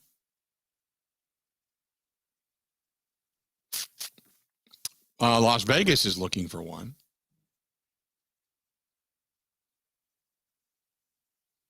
That's out Minnesota, maybe? Minnesota, maybe. Detroit is not. I can't imagine that Judge is going to be around long in New York. He's talking about this culture and all this kind of, I can't imagine that. Carolina, I don't think will be. Could Pete Carroll leave Seattle? He's old. He is. I would not be surprised if him and Russ decide that There's some talk that he could possibly call it a career. Now, I don't think that's going to happen, but it wouldn't shock me. The Bears, obviously. Ron Rivera is not going anywhere in Washington. Possibly Minnesota. What would be the best job out there? I think it'd be Jacksonville. You have all the money in the world. They don't really pay anybody. And you have Trevor Lawrence. You don't think the Bears would be the better job? Expectations in Jacksonville are also low, right? You have to be Urban Meyer to get fired mid-season there. In Chicago, you'll get crushed if you have a losing season. Right. Yeah, but at least in Chicago, there's an understanding that if you come in and you have any kind of success and it looks like you're trending in the right direction, you'll have the whole city, 8.5 million people on your side.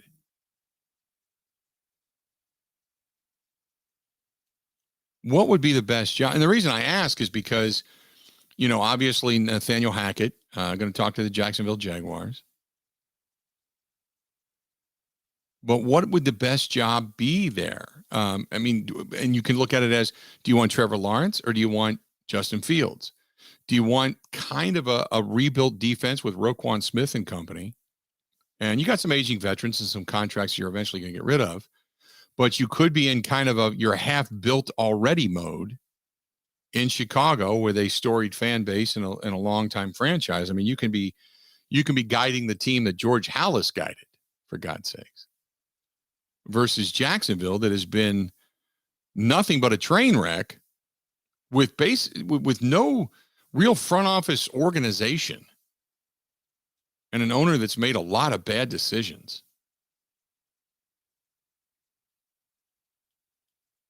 You could go to Denver if Denver decides to part ways with Fangio, which is more than possible. Denver would be, but you don't have a quarterback in Denver, but you have a lot of other pieces around him. I wouldn't want to get anywhere near the Giants. I just wouldn't. I think that's an absolute train wreck. What would be the best job? I hate to say it, but I might think that the Bears would be the best job. Now, if the Vikings fire Zimmer, I think automatically the best job, which is the most win ready, would then be the Minnesota Vikings. Especially if the offseason would turn out to be where Aaron Rodgers is no longer in your division. Because then you're ready to ascend right now. That's a really good question. 877-867-1670.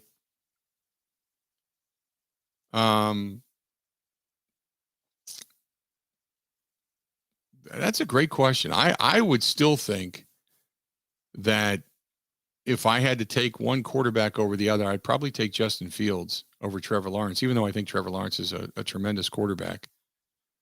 I think you have more room to win and win now with Chicago. Yeah, I'd have to think about that. Stay tuned. We got more of the Bill Michaels Show coming up next.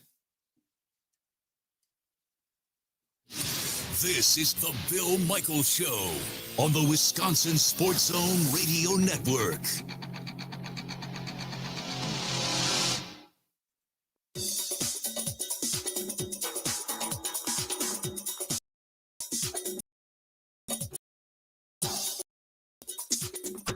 Bill Michaels will resume in 5 minutes.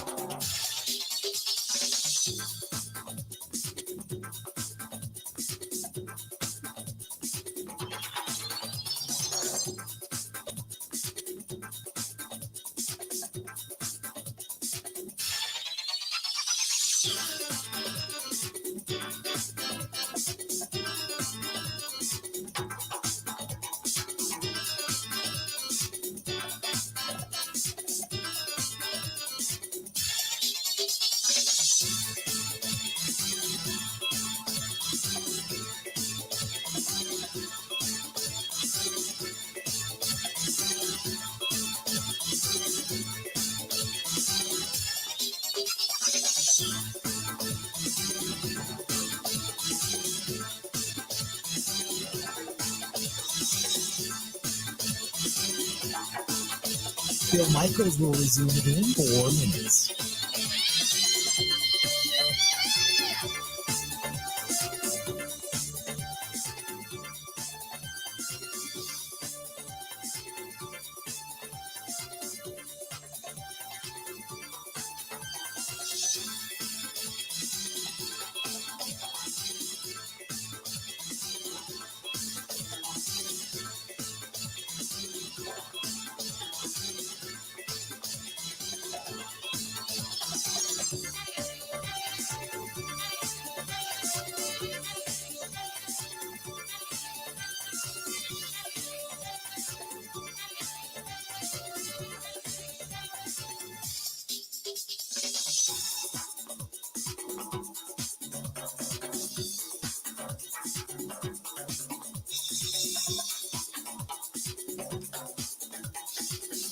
Bill Michaels will resume in 3 minutes.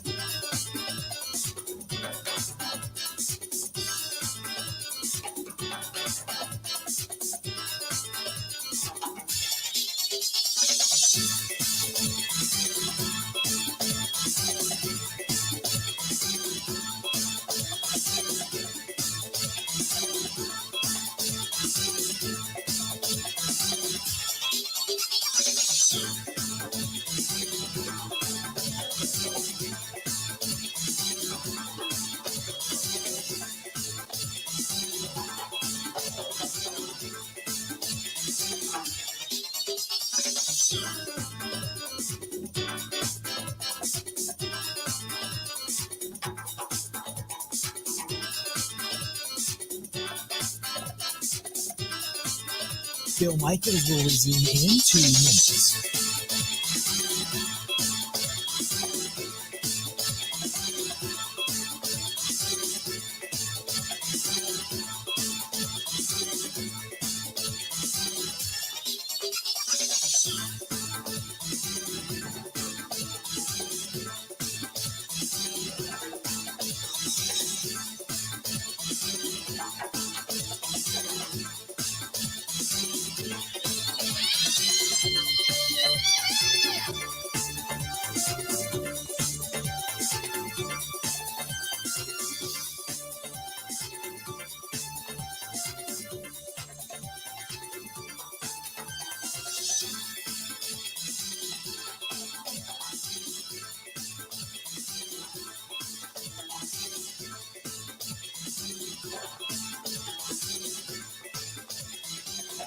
Bill Michaels will resume in 1 minute.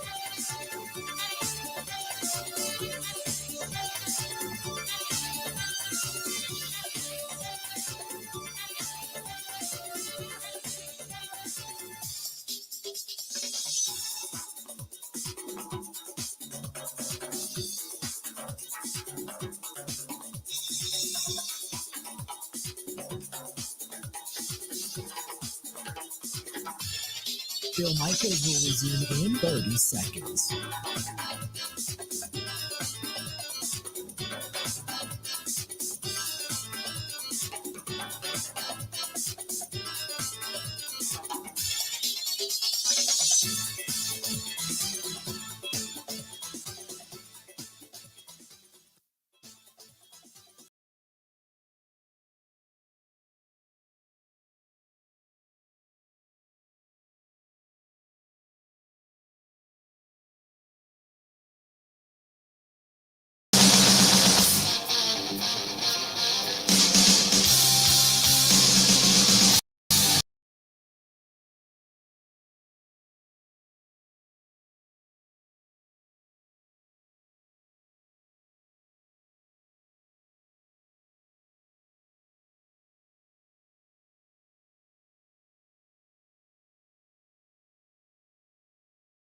Good to have you.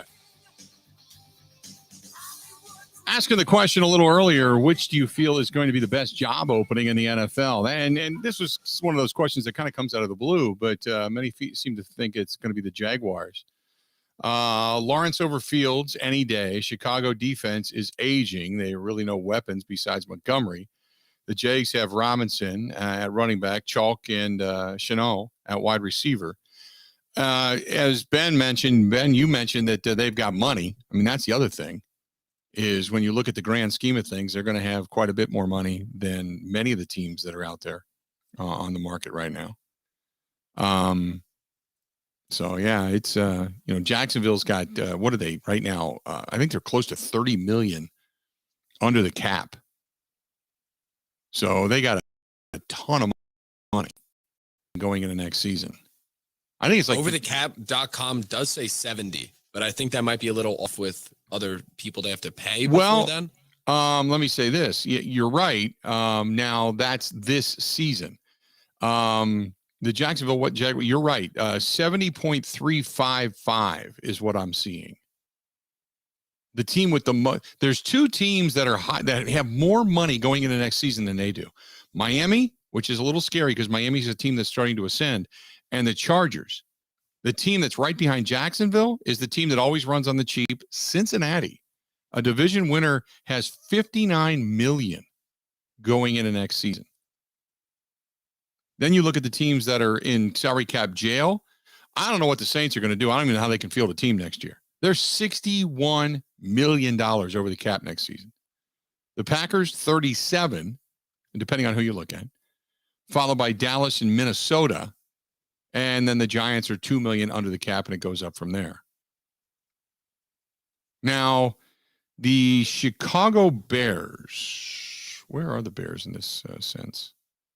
Well, Chicago's got $42 million under the cap going into next season.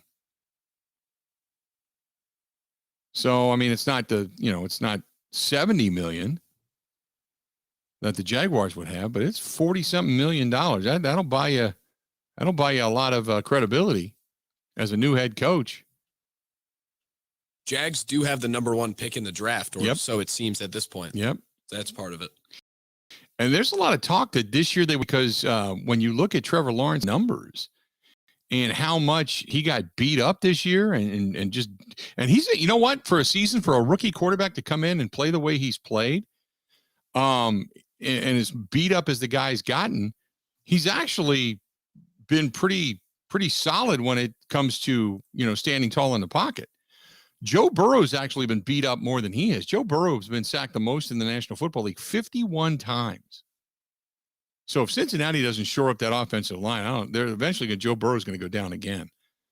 But Trevor Lawrence has been sacked 31 times. There's still some talk about them bringing in the top number 1 pick, possibly being a lineman, if they should go in that direction. I think that it's that big lineman, Alabama, I can't remember the kid's name. Evan Neal. That's who it is. There's a lot of talk about him possibly being the number 1 overall and anchoring an offensive line. So you would have that plus money to spend, and you can begin to fix not only add some weapons to what Trevor Lawrence has, but then you can start to kind of help that defense as well. Yeah, you know what? You could do some damage there if you're Jacksonville. But again, not only do you got to do your due diligence, but you have to do some things. You got to do some things a lot better than you've been doing them as far as decisions for the front office. It seems like you just got some idiots in the front office that are just bad. I mean, then again, when you look at the Jacksonville Jaguars, when you look at, say, like yards per game average and where they're at, Jacksonville is, they're not dead last. Where the hell are they?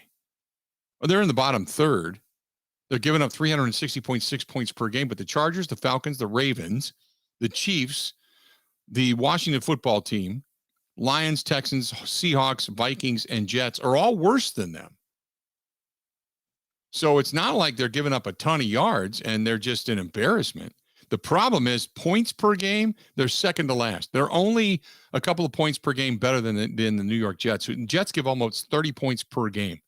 Jacksonville gives up 27.9. Their secondary is not that good. So with that money, you could really go out and bolster the secondary. Holy mackerel. You could pay a few people and turn that team around relatively quick. So, yeah, that might not be a bad job to go get. 877-867-1670, 877-867-1670. Mark says, what about the Bears? Well, the Bears give up 23.5 points per game.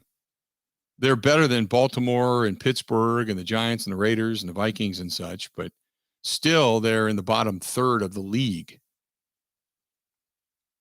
But they're hovering right around, I think, the 18 mark, something like that.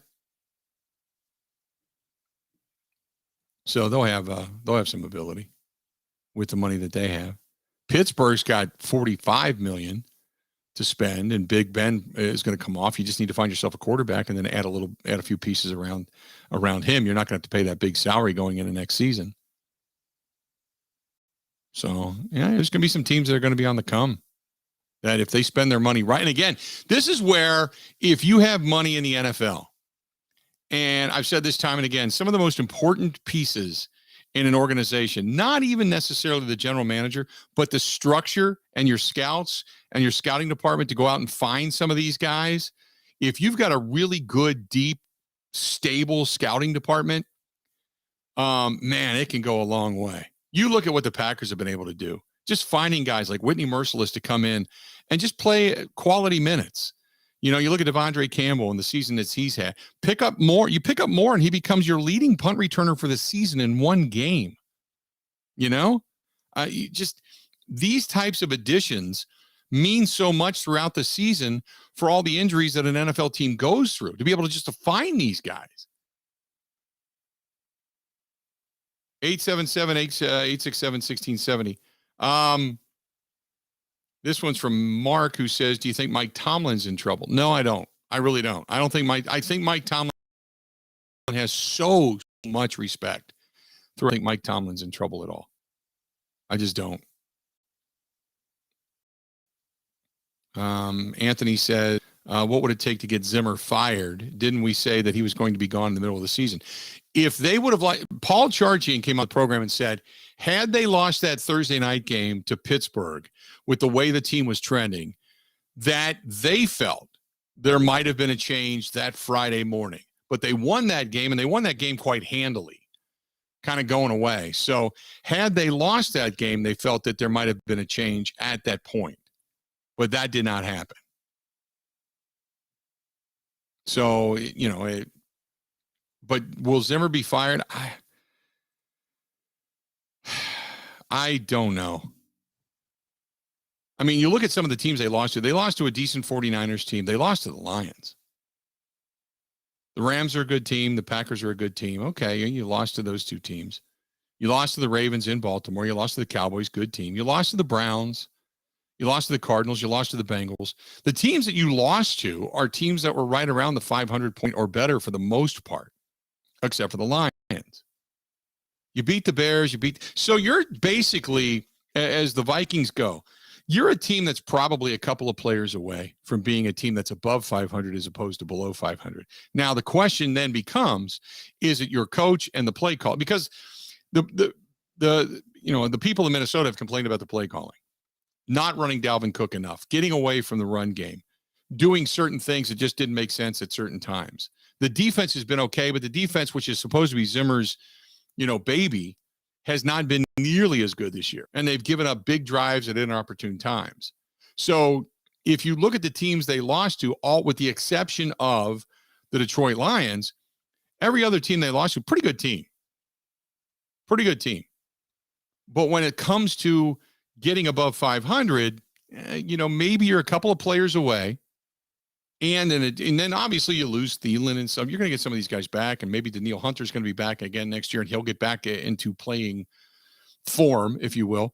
But you make a couple of adjustments, get a little bit better on the offensive line, and maybe. And I'm not saying that you should clean complete house, but I think you need a better play caller and a better head coach. Those are the two things I think you need. Defensively speaking, maybe an architect there. I mean, I don't know. I mean, a new coach is probably going to want to come in and bring in his own guys. But I don't think when it comes to Minnesota, I don't think you're that far away. That's just my opinion. 877-867-1670. Hit us up. Again, 877-867-1670. Would love to hear from you and get some thoughts on that as well. Stay tuned. We got a lot more of the Bill Michaels Show. Talking a little bit about the head coaches and openings in the National Football League. We'll be back after this. Covering Wisconsin sports like a blanket. This is the Bill Michaels Show on the Wisconsin Sports Zone Radio Network. Gina Della from Pella Windows and Doors of Wisconsin with today's top 10 reasons to see PellaWI.com now. Number 10. My Pella team installs year-round. Number 9. Every one of our installers is Pella certified to ensure your complete satisfaction.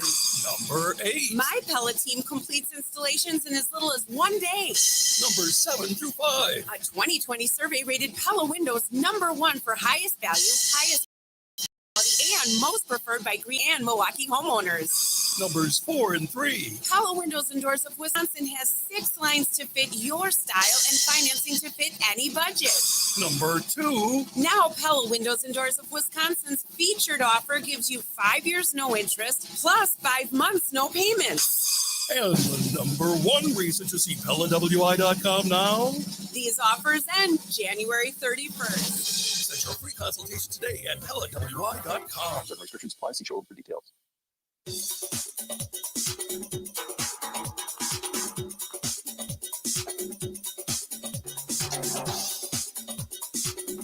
Bill Michaels will resume in 3 minutes.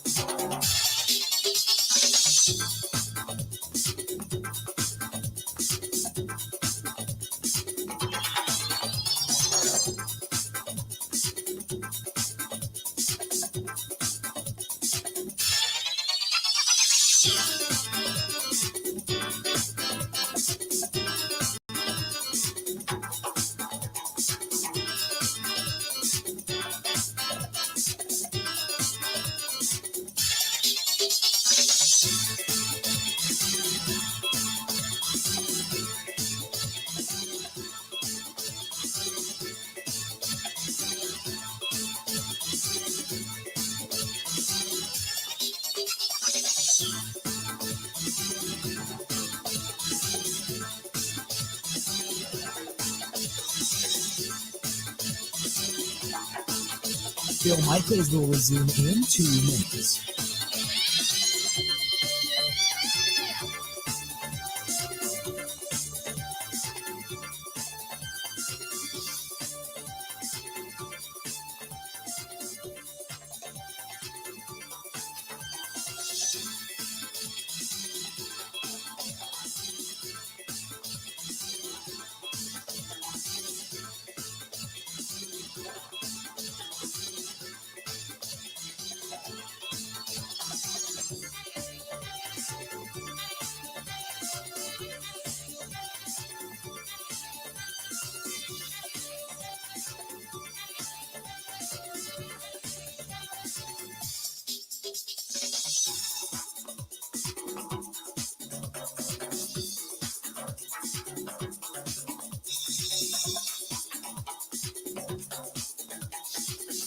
Bill Michaels will resume in 1 minute.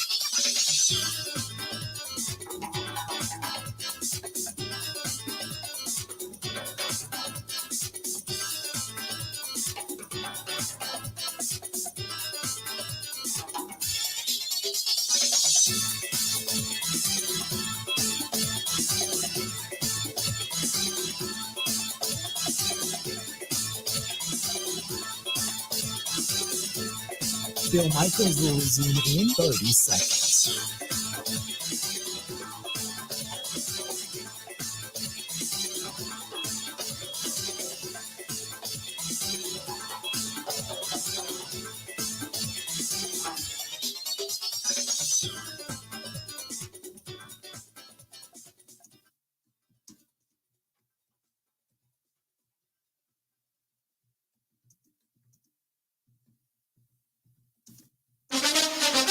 Now, in Green Bay, here's Mike Clemens. The Packers getting ready to play their 17th and final game of the regular season against the Detroit Lions. The question is, with the number 1 seed and home field advantage, should Green Bay rest their star?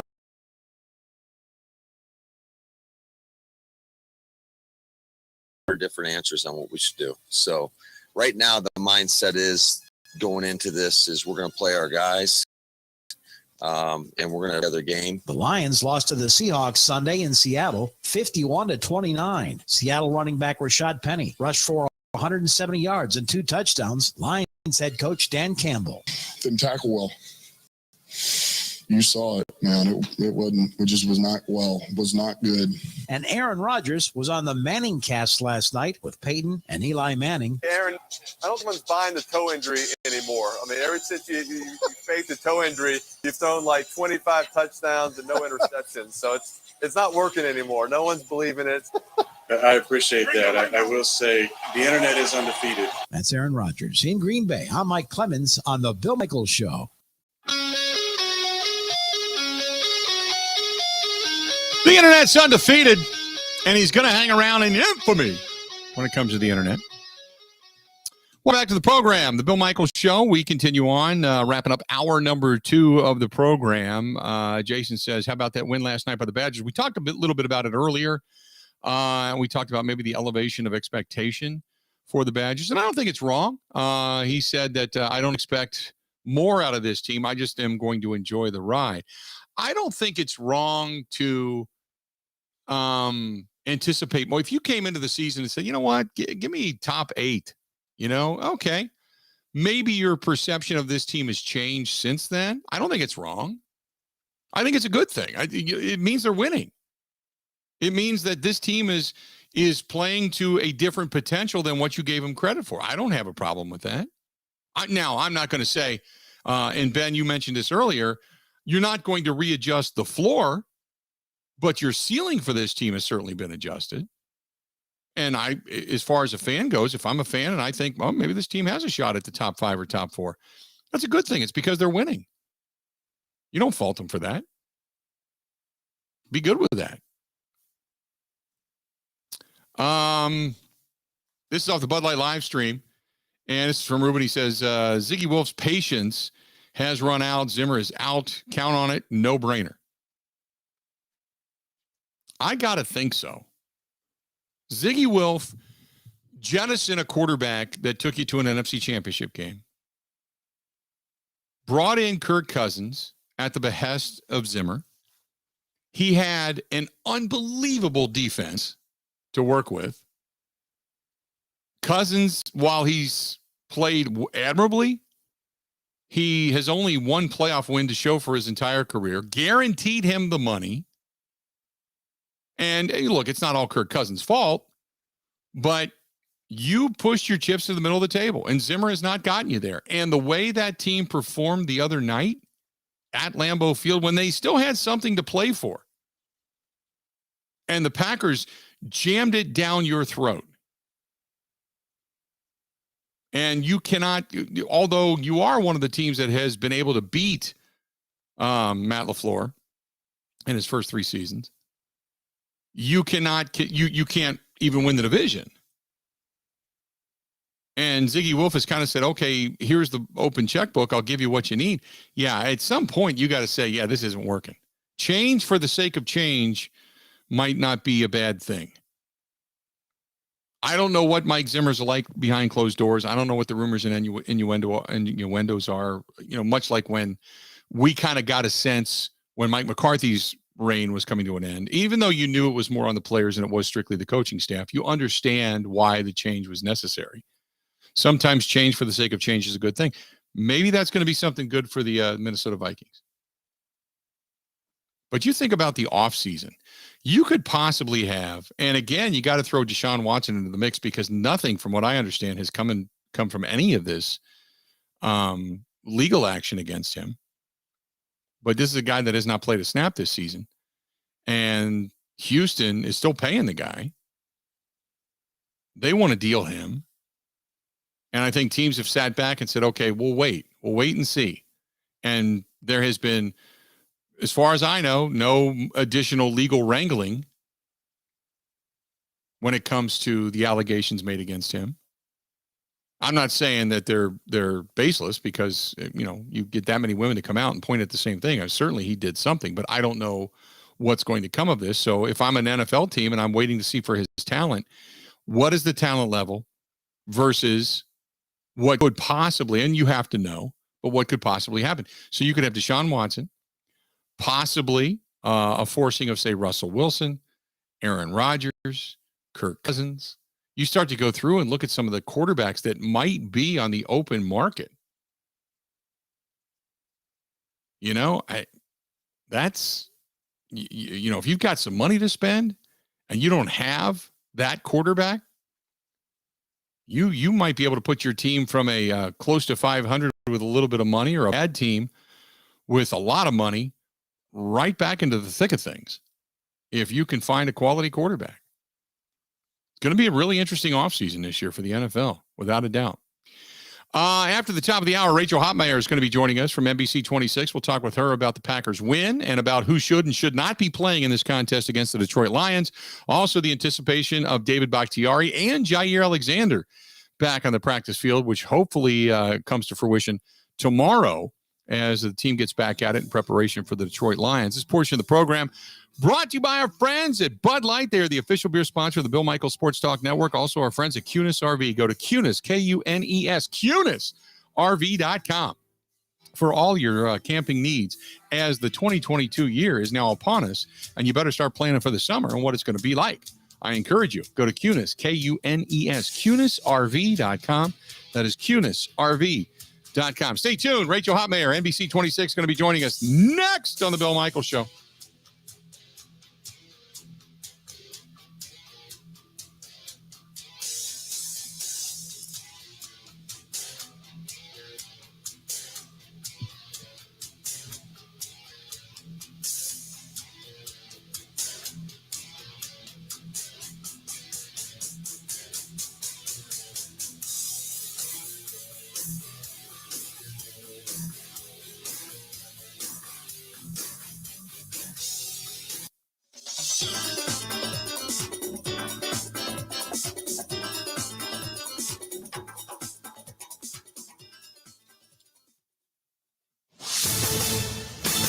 This is the Wisconsin Sports Zone Update. Well, Wisconsin's a surprising 2-1 in Big Ten play. That's after the 23rd-ranked Badgers went on the road last night, upset number 3 Purdue 74-69. They were powered by Johnny Davis's career-high 37 points and 14 rebounds. 27 of those points came in the second half for the sophomore that has put his name in the contention for National Player of the Year.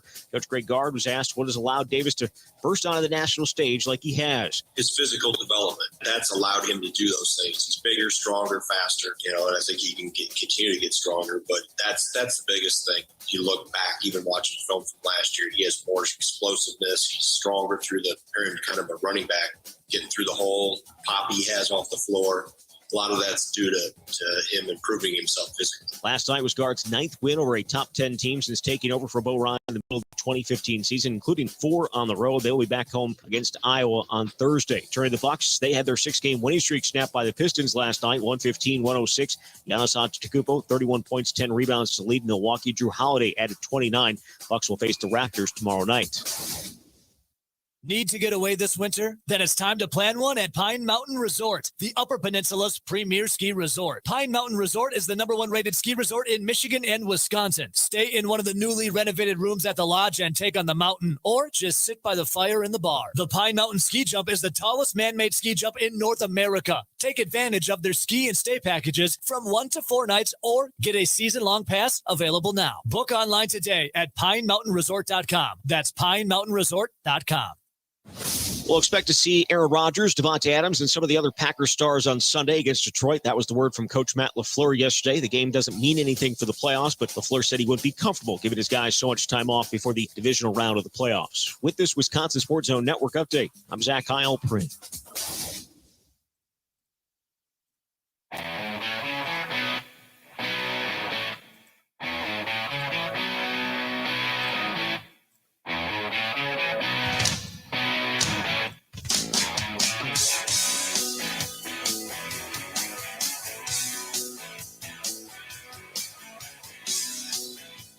Glad to have you.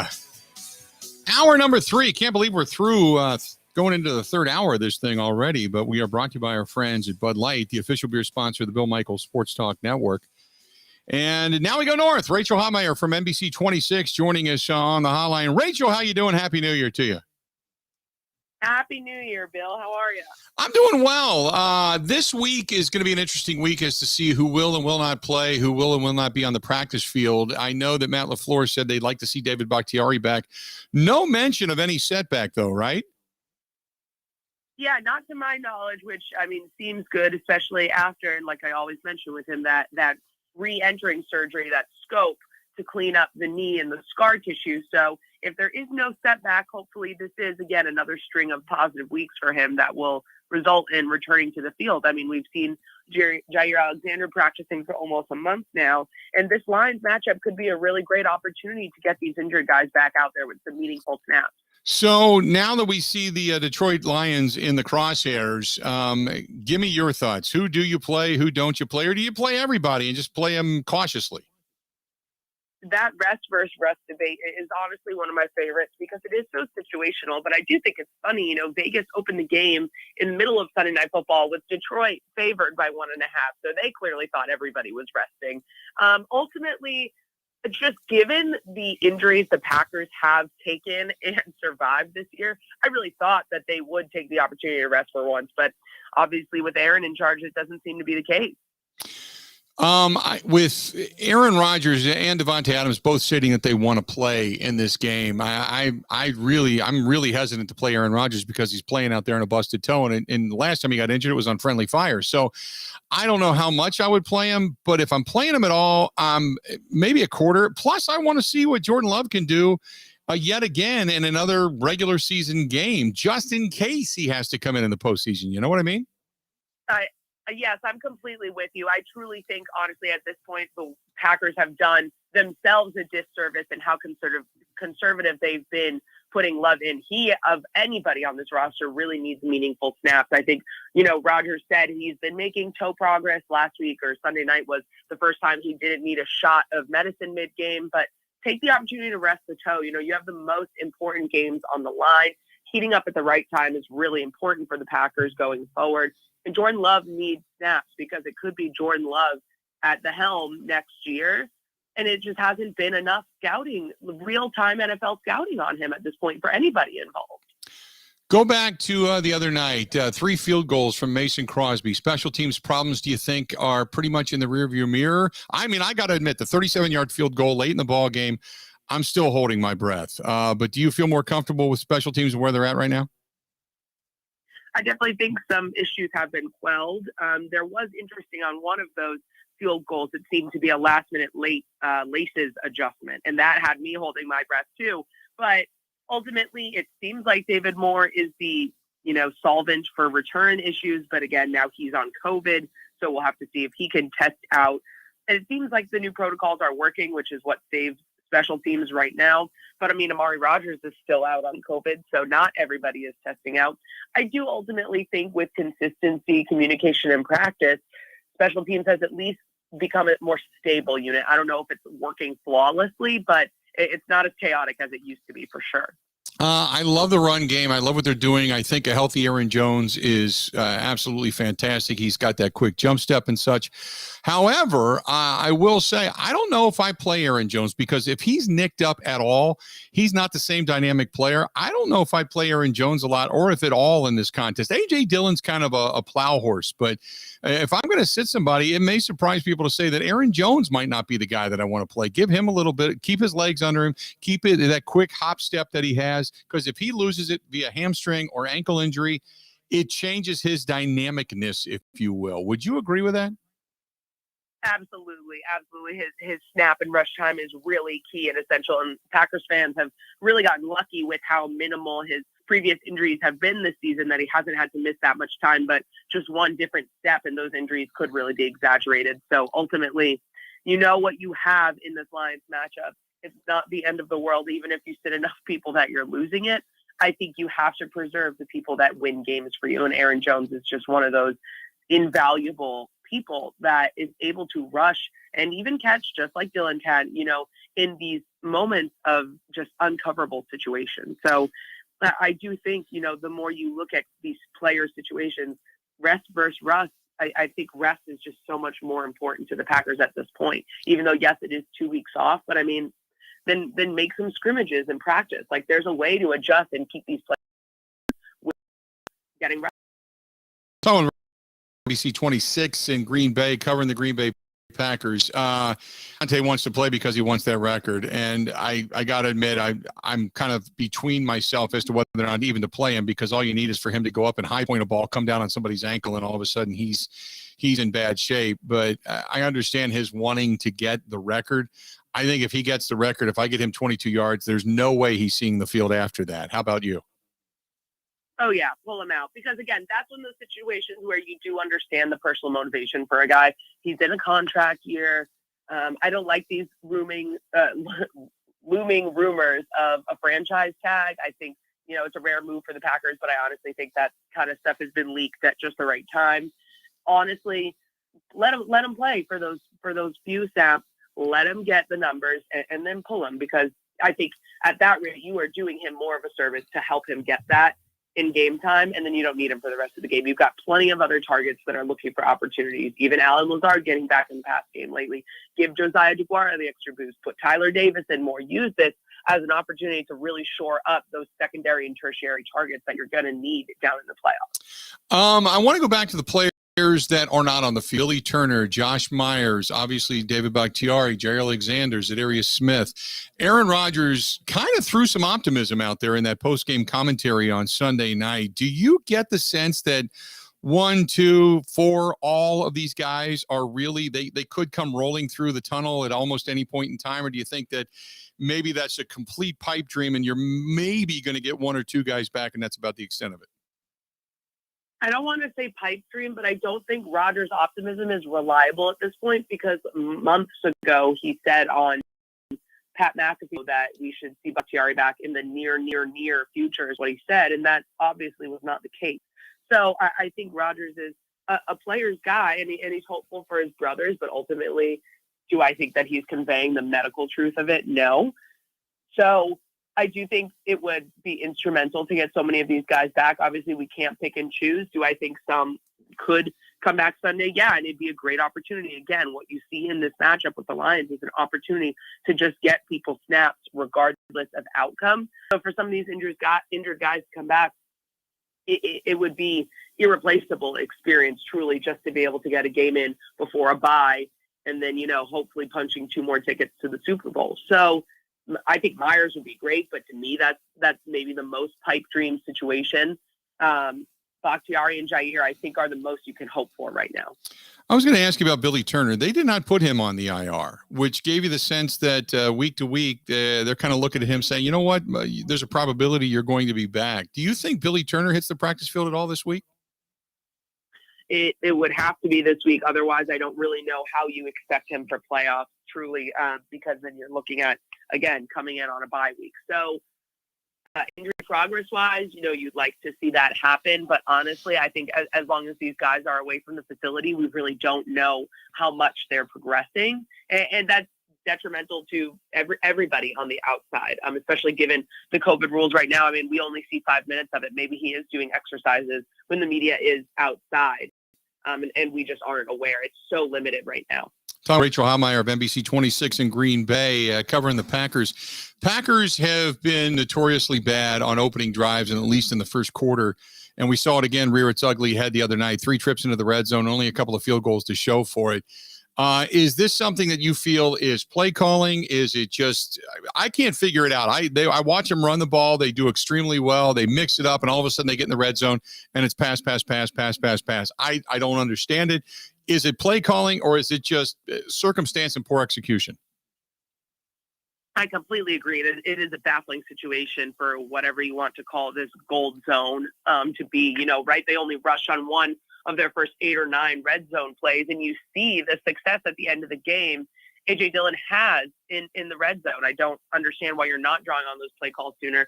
And it's really unfortunate timing for them to keep up this horrible red zone record when Nathaniel Hackett is getting calls about being a head coach. And this is a really big time for him to shine. But ultimately, I do think this is a question mark this year for why this gold zone. I know my colleague called it a bronze zone this year, and I think that's pretty accurate.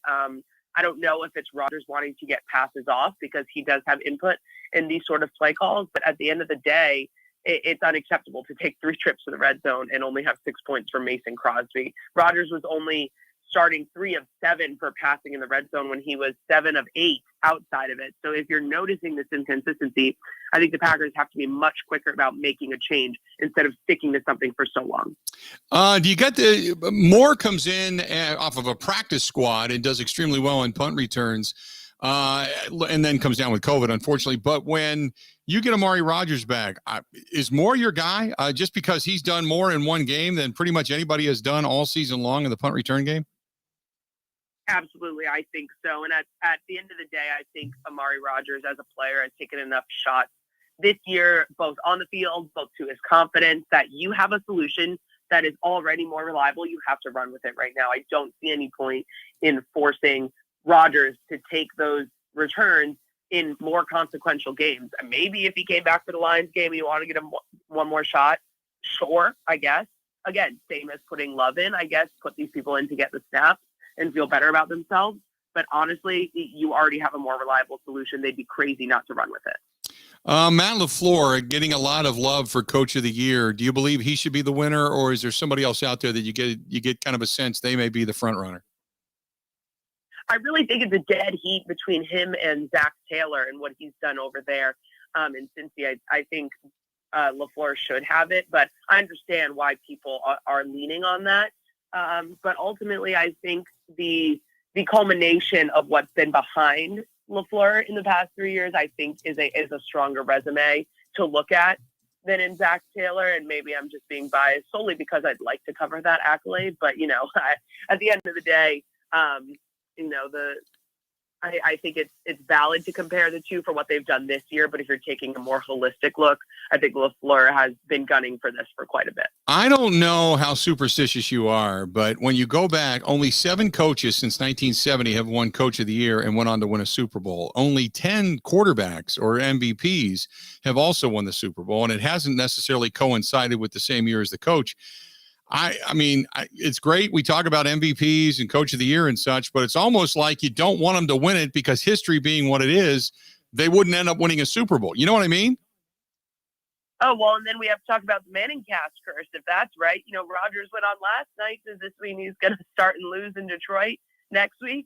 There's so many curses. And while I love looking at the data, I don't know if we can really call that causation other than a correlation. So ultimately, maybe that's a personality thing. Maybe you just have to not let that pressure get to your head in the biggest moments of your career, ultimately. But yeah, there's curses out there. Yeah, the Manning cast curse is another. I completely forgot about that one until you brought it up. Thank you very much. Yeah, well, we'll see. Every quarterback that's got on this year as well. Yeah. So I don't know. Maybe that'll push Rodgers to say, you know what, maybe I should sit it out. Players on the Manning cast are 0-6. Kelsey in week 1, lost in week 2. Russ on week 1, lost in week 2. Gronk in week 2, lost in week 3. Matthew Stafford lost in week 4. Brady lost in week 8. And Josh Allen lost in week 9. Now, you know what, though? I would not mind if Rodgers starts this game, turns it over to Love after a quarter, and the Lions end up beating them in a meaningless game rather than Rodgers not playing in this game. And then his next game is a postseason game in which they would end up losing. So maybe you think about that and shedding the curse that way. Yep, that's true. Get it out of the way. That's a very sneaky way to circumvent it. But you're right. Start it. Wins and losses should not be a QB stat. So put the loss on Love if that happens. Yeah. If Love pulls it out, then by God, everybody should be fine with that solution for next year. So yeah, you know what? I think I like that. If they really care about the curse, that's the way to do it. There you go. Good stuff. Rachel, have a terrific week. We'll talk again soon, okay? You too. Appreciate it. Talk to you soon. There you go. That's Rachel Hotmayer from NBC 26 joining us for a couple of minutes on the hotline. Good stuff. See, the Manning cast, I forgot about that. And this now, it's almost like you've got to start Rodgers. Because if you start Rodgers, he's the starting quarterback. He then gets a quarter, whatever it is you're going to play him, and then turn it over to Love and let the chips fall where they may. If they lose that game, then there's your Manning cast curse. It translates over to the Lions game and has no bearing on the postseason. If you sit Rodgers, and Rodgers then has to play a really good opponent, I don't know how good they're going to be, but a really good opponent that made the postseason, then you got the curse weighing on you going, if you're superstitious, going into the postseason. So if I'm Matt LaFleur, I'm playing Aaron Rodgers. At least maybe at once, if you had no reason to play him at all, play him a couple of snaps and then get him the hell out of there. That way you can say you played him, you started him, and let the curse fall where it may. Because I forgot about that. But yeah, there's only been 10 players that have won the MVP and ever won a Super Bowl. And there's only, since 1970, 7 coaches that have went on to win Coach of the Year and to win a Super Bowl since 1970. Prior to that, in 68 and 69, both coaches were Coach of the Year, and both coaches won the Super Bowl in the infancy of Super Bowl era. But since 1970, only 7 coaches have done it. So there you go. 877-867-1670. You want to hit us up? Your thoughts. I forgot about the Manning cast. Were you thinking about that at all last night, Ben, when Aaron Rodgers made the appearance? Absolutely. The Manning cast made Josh Allen lose to the Jaguars. I completely forgot until she mentioned it. I completely forgot about it. Now are you superstitious? I'm extremely superstitious. I'm also very hip on all that stuff, you know? That's what the people in the streets out there on Twitter were talking about. I am pretty superstitious in a lot of areas when it comes to stuff like that. So man, shame on me. I completely forgot about that. Otherwise, I might have led with that, saying, oh my God, you got to play him because he was on the Manning cast last night. You got to get the loss out of the way. And then is it a complete game or is it just a start going into your next game? Because Travis Kelce, obviously not a quarterback. So how much did he actually impact or not impact the loss that the Kansas City Chiefs took early on? But yeah, man, I forgot about that. Ugh, now I got that to worry about. Thank you very much. Stay tuned. More of the Bill Michaels Show right around the corner. Covering Wisconsin sports like a blanket.